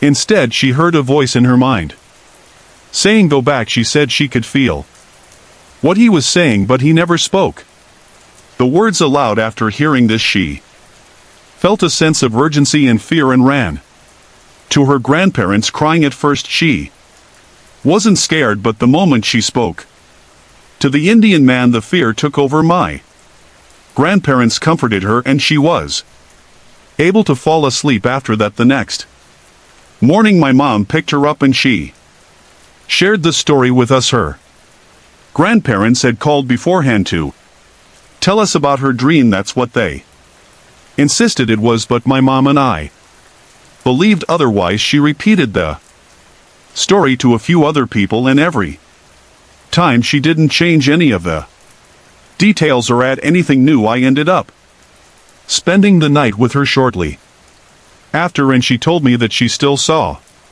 the big Indian man. He kept trying to communicate with her, but she didn't know what he was trying to say. Eventually she would tell him to leave because she was scared. For about a month this continued, but then one day my sister said that the Indian man finally left her. She didn't seem scared anymore, but she felt a strange sadness that he was gone. She said she didn't know where he went, but she knew he had left for good. It left me wondering what exactly had happened, but my sister seemed to understand it better than I did. Since that time my sister has continued to experience strange sightings. She's seen a little girl crying and a small cat, and most unsettling of all, a man dressed in a black and gold uniform. We can't explain why she's seen these things, but she's been able to describe them in vivid detail as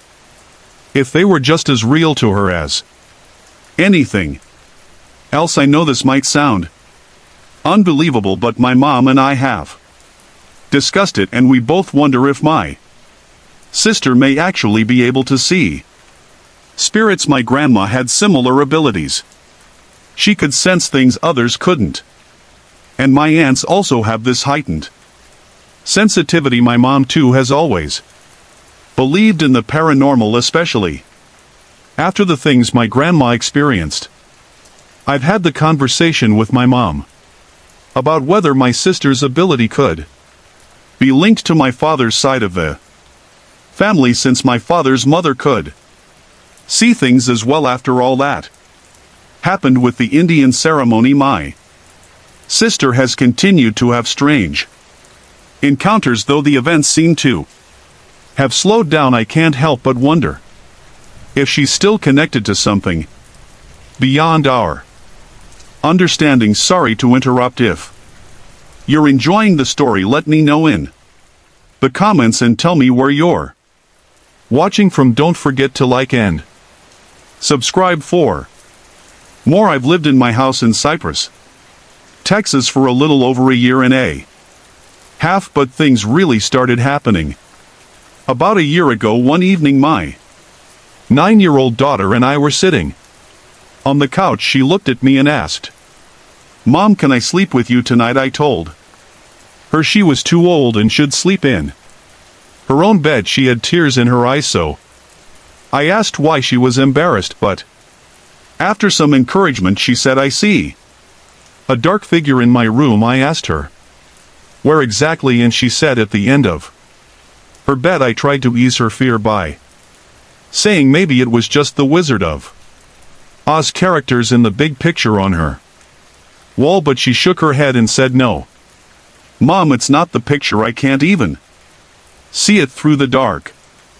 Figure my heart skipped a beat. I let her sleep with me that night. The next night, I put her to bed again and went to fold some laundry. About 15 minutes later, I turned around to find her standing there, pale with tears down her cheeks, begging to sleep in my bed again. She said there was something in her room. She could feel it and even hear it coming closer to her. When she was lying down, it felt like it was breathing on her and then smelling her after that, unless her friends were over. She slept with me every night, not long after my 12-year-old son had his own experience while I was coaching my daughter's soccer practice. He stayed home to finish his homework. He called me scared, asking me to come home. This was strange because he's never scared. He told me that while sitting at the dining room table, something pushed the back of his head. Twice he turned around, both times, but there was nothing there. I told him practice was almost over and I'd be home soon, but to let the dog in for company. About a month later, I came home from work to find both kids sitting on my daughter's bed, wrapped in the same blanket, holding each other. I asked if they were cold, but it wasn't even chilly inside. They said no, they were scared. My son told me that while he was in the living room, he heard a noise coming from my room. When he went to check, he saw a dark figure in the room. He said it started to walk away, but it got smaller and smaller until it disappeared. A couple of weeks later, it happened again. This time when my son checked my room, he saw the dark figure again, but this time it was peeking out from the bathroom door frame. It slowly backed into the bathroom and vanished. Even now, sometimes our dog gets very scared, shaking, growling and barking. It's something we can't see. She won't go into certain rooms like the living room, dining room, or foyer when she acts this way. My first personal experience was about 4 or 5 months ago. It was a quiet afternoon and I was alone with the dog. I was sitting on the couch when I heard a noise from my kids' rooms, like something had fallen. The dog jumped up, ran to the hallway, then stopped at the door. She suddenly jerked back her tail between her legs and ran back to me, trembling. At first I thought maybe someone had broken in, but if that were the case, the dog would have barked and acted different. I grabbed a knife from the kitchen and tried to coax the dog to come with me. I checked both my kids' rooms and the bathroom, but there was nothing there. However, I noticed that one of my daughter's pictures had fallen off the wall. The back of the frame was still hanging on the wall, but the picture itself was on the floor. This scared my dog after the fact, not while the picture fell a few months ago while I was getting the dog's food from the garage. My son got startled. I asked what had happened, and he told me he saw a dark figure taller than me standing next to me while I was opening the door to the garage a couple of months ago. While I was fixing my hair in the bathroom, I turned my head toward the door to my room. Out of the corner of my eye, I saw a white mist rush by at eye level. I was so startled that I jumped. Last month and the month before, while lying in bed reading, I felt something put pressure on my foot at the end of the bed.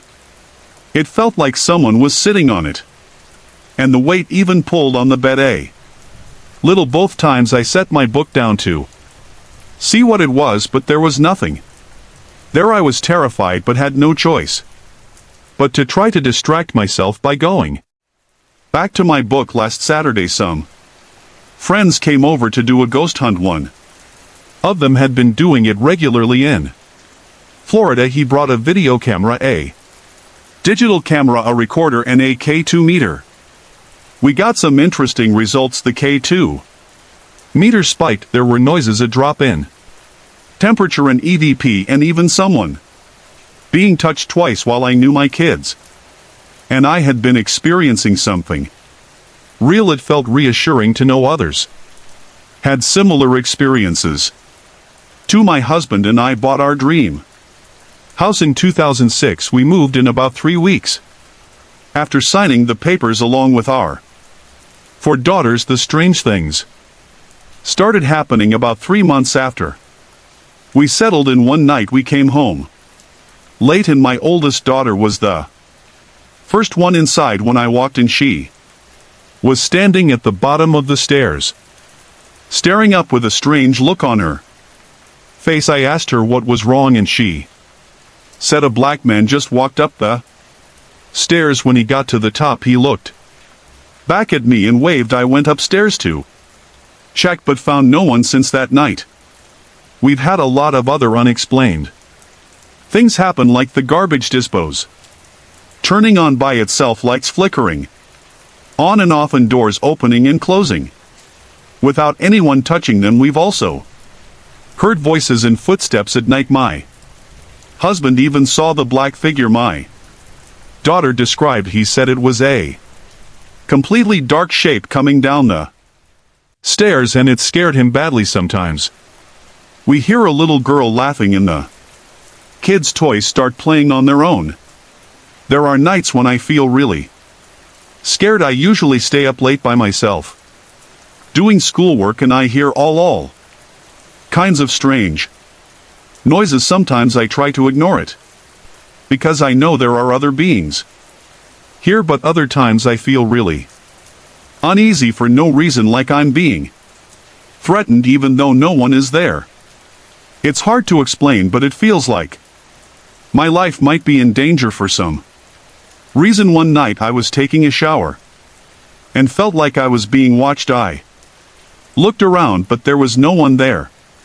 As I started washing, I felt hands gently caressing my back and arms. I froze in fear and asked out loud, "Would you please stop touching me?" The feeling stopped and I've never felt that again. A few months later I tried using the shower again, but this time the feeling of being watched was even stronger. When I turned around I saw someone standing right in front of the shower door. At first I thought it was my husband trying to scare me. I turned back around and jokingly said, "While you're in here, can you wash my back?" But as I said back, I turned around again and the figure was already halfway across the bathroom. I opened the shower door and realized it wasn't my husband.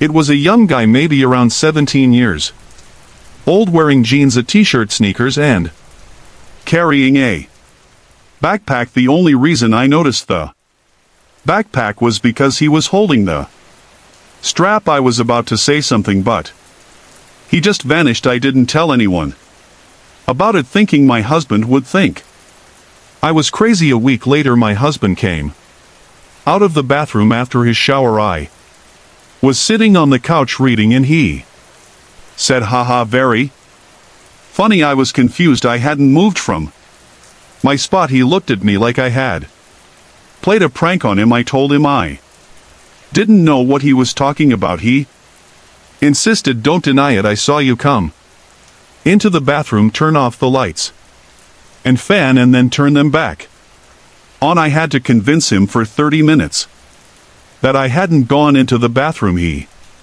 said that while he was washing his hair, the lights and fan in the bathroom went off. A few minutes later they came back on. When he opened the shower door he saw a female figure walking out of the bathroom. He said she had shoulder-length hair and looked about my height. I'm 56 with brown red hair, and he said this figure looked a lot like me. Now the strange part is my husband lost both of his legs in the service, so when he takes them off he's very short. I just hope he was wrong about the height and appearance of figure, but it still creeps me out. My dad passed away just over a year ago, and it was so sudden and unexpected. The shock is still with me and the pain hasn't worn off yet. My husband and I had remodeled and added on to our house a couple of years before building a two-bedroom apartment above the garage for my parents to live in, so until my dad's death I saw him every single day. This is the first death I've experienced of someone I was so close to, and it's been incredibly hard the night he passed away. I had a very strange dream at first. I thought it was just a dream, but after reading other stories on this site I now. One night, my cousin stayed over and slept in my room while I was away. The next morning, she told me she'd had the strangest dream about someone standing in front of the closet, staring at her. She described it as a tall, shadowy figure with no discernible features, just darkness where a face should have been. She didn't know about the other stories surrounding the closet, which made her experience even more chilling. The last straw for me came when I was home alone one evening. I was sitting on my bed, scrolling through my phone, when I heard the closet door creak open. My heart stopped. I froze, staring at the door, which was now slightly ajar. I hadn't touched it, and no one else was home. Summoning all my courage, I got up and approached the closet. I yanked the door open, expecting to see, well, something. But it was empty.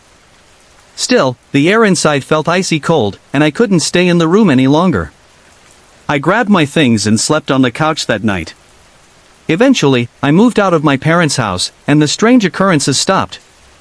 But every time I visit, I still feel that lingering unease when I pass by my old room. The closet door remains shut now, but I can't help but glance at it out of the corner of my eye, half expecting to see it open just a crack. To this day, I don't know what was in that house, whether it was a spirit, an energy, or just my own mind amplifying my fears. But whatever it was, it left an imprint on me that I'll never forget. And chills ran down his body. He went to the living room to ask if I was playing a prank on him, but my brother told him I was in his room the whole time. I heard the commotion, went to the living room, and found my dad looking really pale. He didn't talk much about it, but I could tell something was bothering him. That was my dad's experience, which connects to mine. Most of my terrifying encounters have occurred while I was still lying in bed. I've always been a curious person, and I've often wondered about out-of-body experiences and what they might be like. However, some of the things I experienced happened long before I started thinking about these things. One particular night about a year ago, I woke up around 3 a.m. I glanced at the clock, noticed the TV was still on, and saw my dad pacing around the living room. He often gets up at night because of indigestion. I was just beginning to go back to sleep when suddenly, I felt a rush of wind blow across my body. I tried to move, but I couldn't. I tried to speak, but my voice wouldn't come out. I forced myself to relax, trying to calm my nerves. I looked at the wall to distract myself, trying to make sense of what was happening. Then I felt something, or someone lay down next to me on the bed. The side of the bed sank as if someone had just sat down beside me. I assumed it was my mom, who sometimes came to sleep with me. I turned around to see who it was, but when I opened my eyes, no one was there. I was frozen, unable to move. My body felt heavy, as though someone was pushing me down into the bed. Then something strange happened. From my waist to my shoulders, I began to rise off the bed as if I was floating. In sheer panic, I remembered reading that to protect yourself from spirits, you should imagine yourself surrounded by an energy bubble. I tried that, and after a few moments, the sensation stopped. I was left alone, and I managed to fall back asleep. But that wasn't the last time something like that happened. Just this morning, at around 9 a.m., something strange occurred again. My mom was in the room talking to me, and I was wide awake. I was tired, so I tried to go back to sleep. As I lay there, I thought about trying to separate from my body, as I had been curious about doing.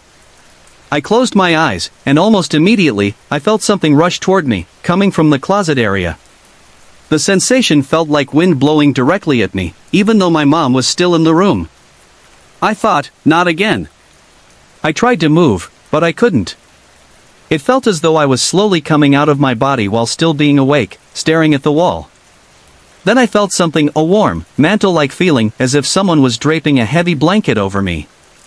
It felt suffocating, like my body was being pushed down into the bed. I felt hot all over, and the sensation was overwhelming.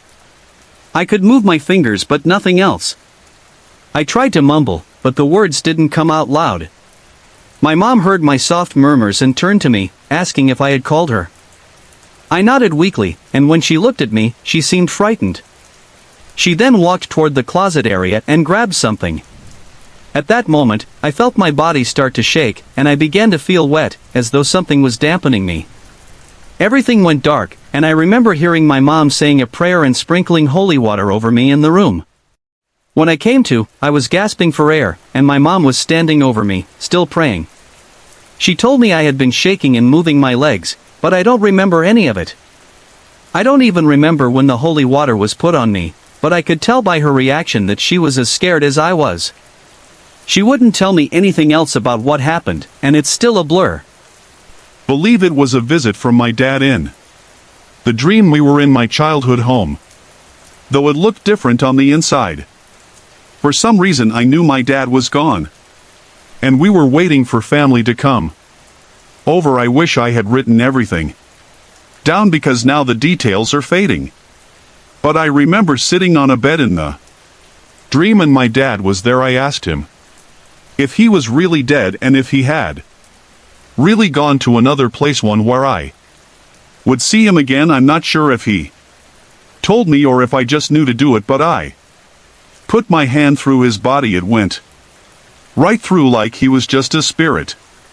Each time I did it I felt an incredibly warm sensation on my hand. The dream felt so real now. After reading similar stories I feel like it was my dad's way of telling me that he had gone to another place and that one day I would see him again. Since then I've had about 10 dreams of him. In some I know he's gone and in others I don't. In the dreams where I know he's gone, I hug him because I know I won't see him when I wake up. Then something happened last night that wasn't a dream. Around midnight I went to check on my youngest daughter. She's 2 half, and as I was walking down the stairs near her room I suddenly smelled Vic vapor rub. I immediately thought of my dad because he used to use it all the time in the winter. I couldn't figure out where the smell was coming from, so I went up and down the stairs a couple of times and the smell was still there. Pretty strong, even though I had a cold and couldn't smell all that well. A couple of hours later I went back to check on my daughter again, partly to see if the smell was still there, but it was gone completely. Then I went to bed and I had another dream about my dad. He walked up to me and in the dream I realized he had passed away. I gave him a big hug and then some family members, and I sat down at a table with him after a while. I asked him some questions about the other side and he answered them. Although I can't remember all of the answers, I do remember that the responses gave me peace. Every time I dream about him I wake up feeling like I was just with him. It's so comforting and it feels like he's still here with me. The really strange part came this morning. My mom, who was watching my daughter, told me that my daughter had gotten into the Vicks and was playing with it in my mom's room, but my daughter had never done that before. I find that really odd. My mom hasn't had any experiences like this. It seems to be just me. I think it's because I'm having the hardest time dealing with his passing. I still cry almost every night before bed because I miss him so much. And of course holiday days like Thanksgiving and Christmas are especially hard. I recently heard that people who are struggling the most with the loss are more likely to experience these kinds of visits from beyond, but who knows for sure. This story takes place in the early 70s when I was in my early 20s.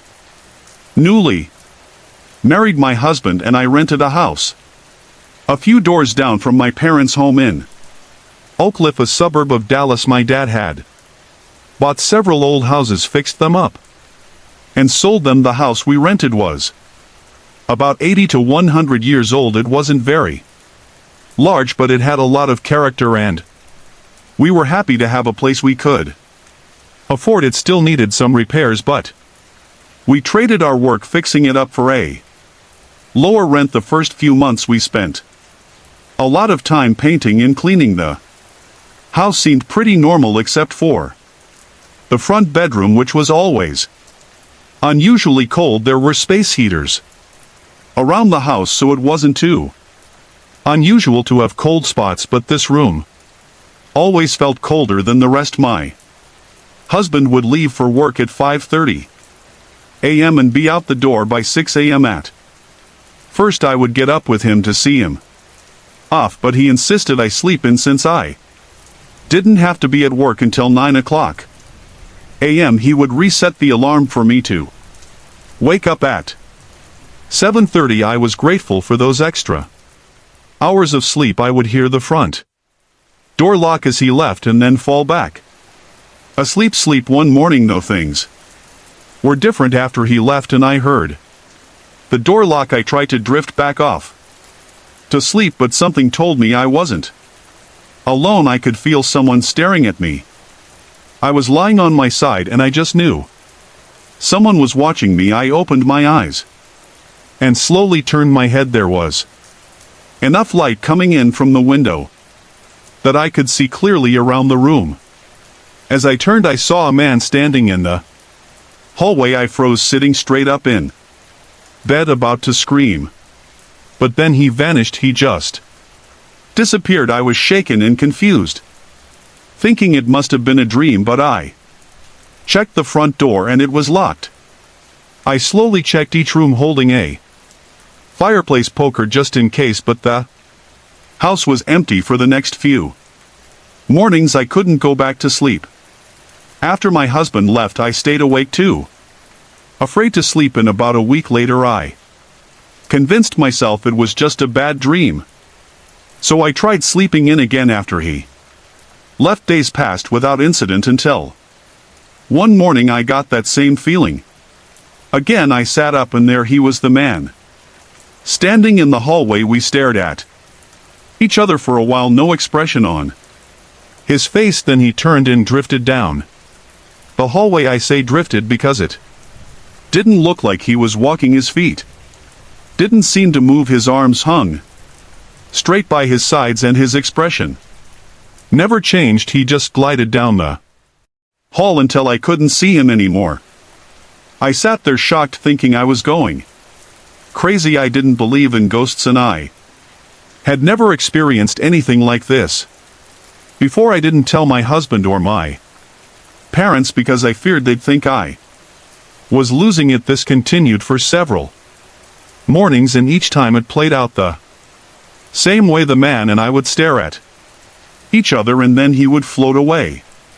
Sometimes he would drift backward, still looking at me. Other times he would turn around completely and glide down the hall. I remember every detail about him. He was an older man, probably in his 50s. Back then I thought 50 was old. He was balding, wearing a tan suit of blue and brown striped tie. I never saw his feet or shoes though. When I sat up he would glide down the hallway and I never caught a glimpse of his feet, but he looked solid, nothing like the ghostly figures I had imagined. He appeared about 3 or 4 times a week, but never when my husband was home overtime time.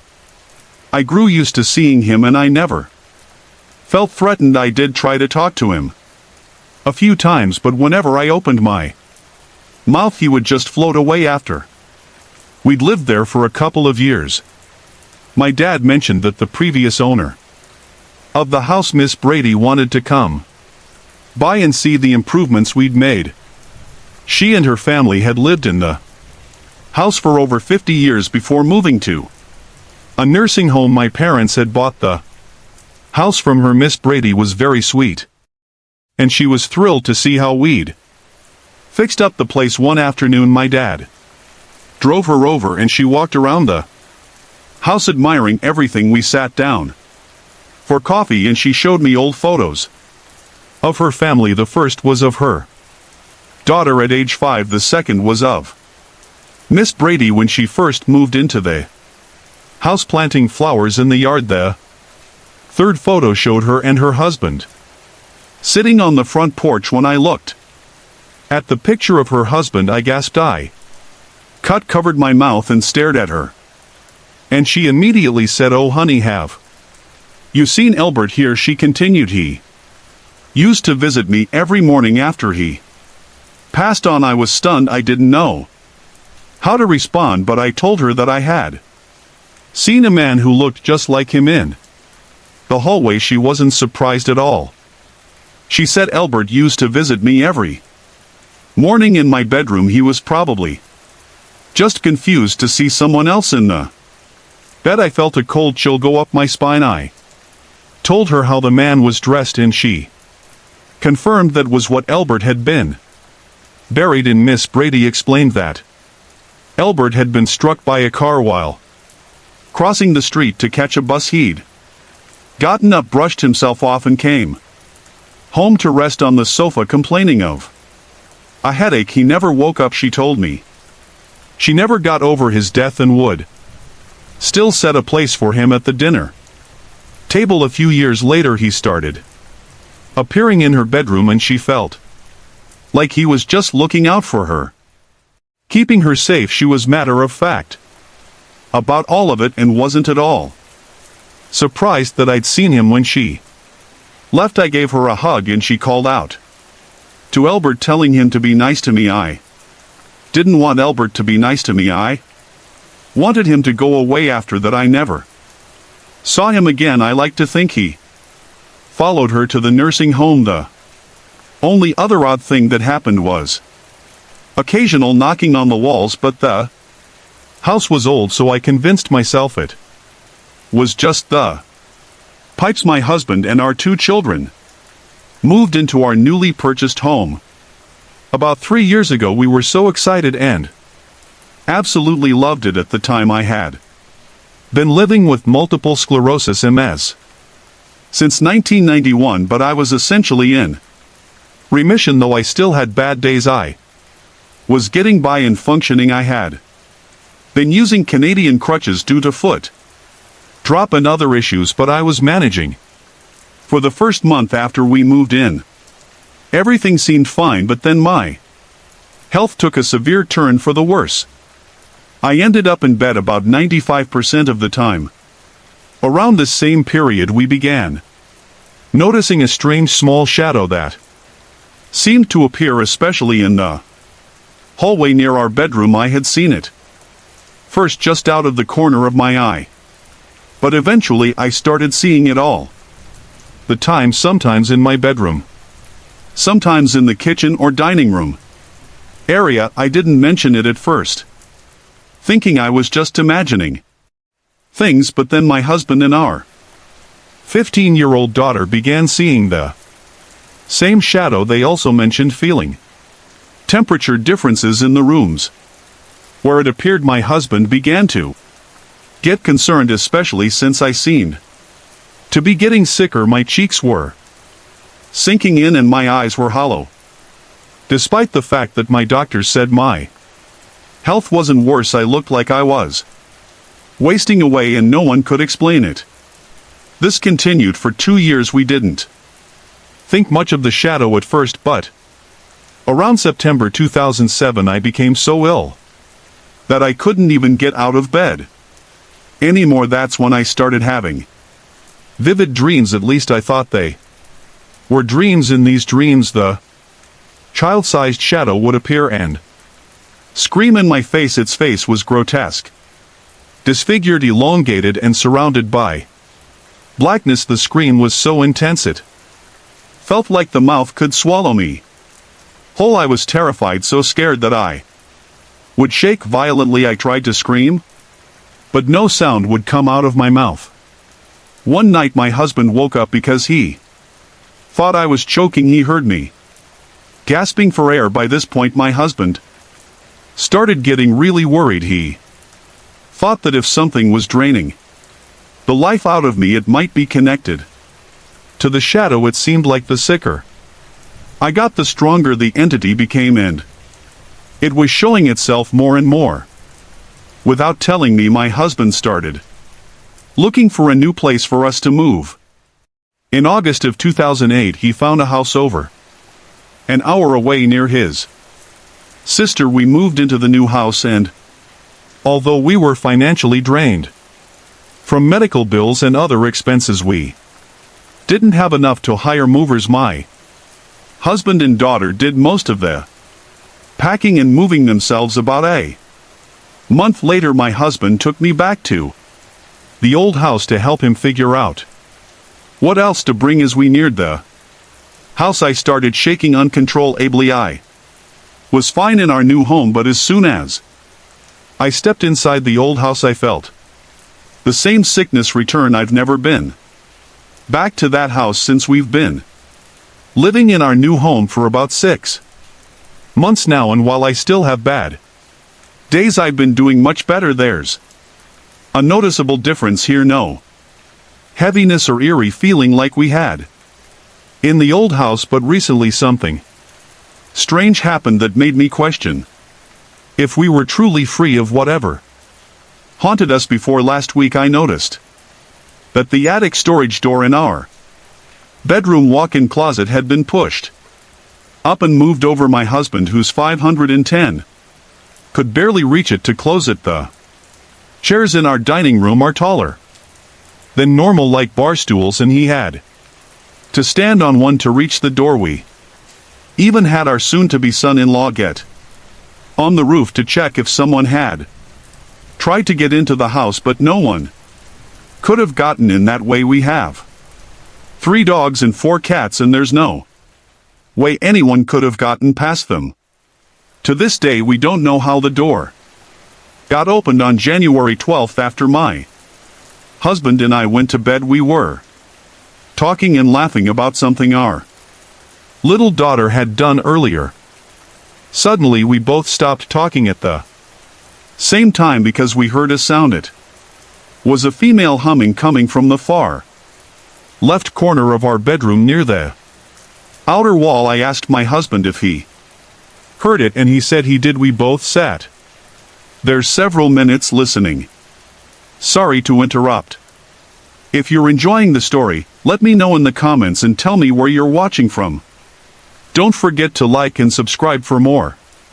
But it stopped after that. The only other person in the house was our 6-year-old daughter, and she was asleep in her room, which is on the other side of the house. Our dog and 2 cats were with her, and the other dog and 2 cats were on our bed. No one could have been outside near the window because we have an 8 feet privacy gate, and you'd have to cut the chain to get in. We still don't know what the humming was. Then on January 13th something even more unsettling happened. I went to bed around 9:30 p.m. with my husband. While I was sleeping I felt the weight of someone sitting beside me near my shoulder. Then I felt large hands grab my left hand. The hands felt familiar, like my father's. I thought I must be dreaming of my father, but when I opened my eyes I saw a very large man sitting where I had felt the weight. He was holding my hand, and I couldn't move. I tried to scream, but nothing came out. The man started laughing at me, menacing, mocking laughter. I tried to speak, but my words were crackling and I could barely get anything out. I finally managed to ask, "Who are you?" The man leaned over and whispered into my ear, "Leon Schneider." I didn't know who that was. I asked again, "Who?" He whispered the name again, "Leon Schneider," in a deeper tone. I had never heard that name before, and I didn't recognize the man at all. I was terrified. I tried to nudge my husband to wake him up, but I couldn't move or speak. Finally, after what felt like an eternity, I managed to whisper my husband's name. He woke up, and suddenly I could move and scream. I was shaking uncontrollably. I sat up, told my husband everything, and couldn't stop trembling. I've had nightmares before, but nothing like this. I've never been as scared as I was then. My husband suggested I look up the name Leon Schneider, but I have no idea why I would hear that name whispered to me or Why I remember everything about the man.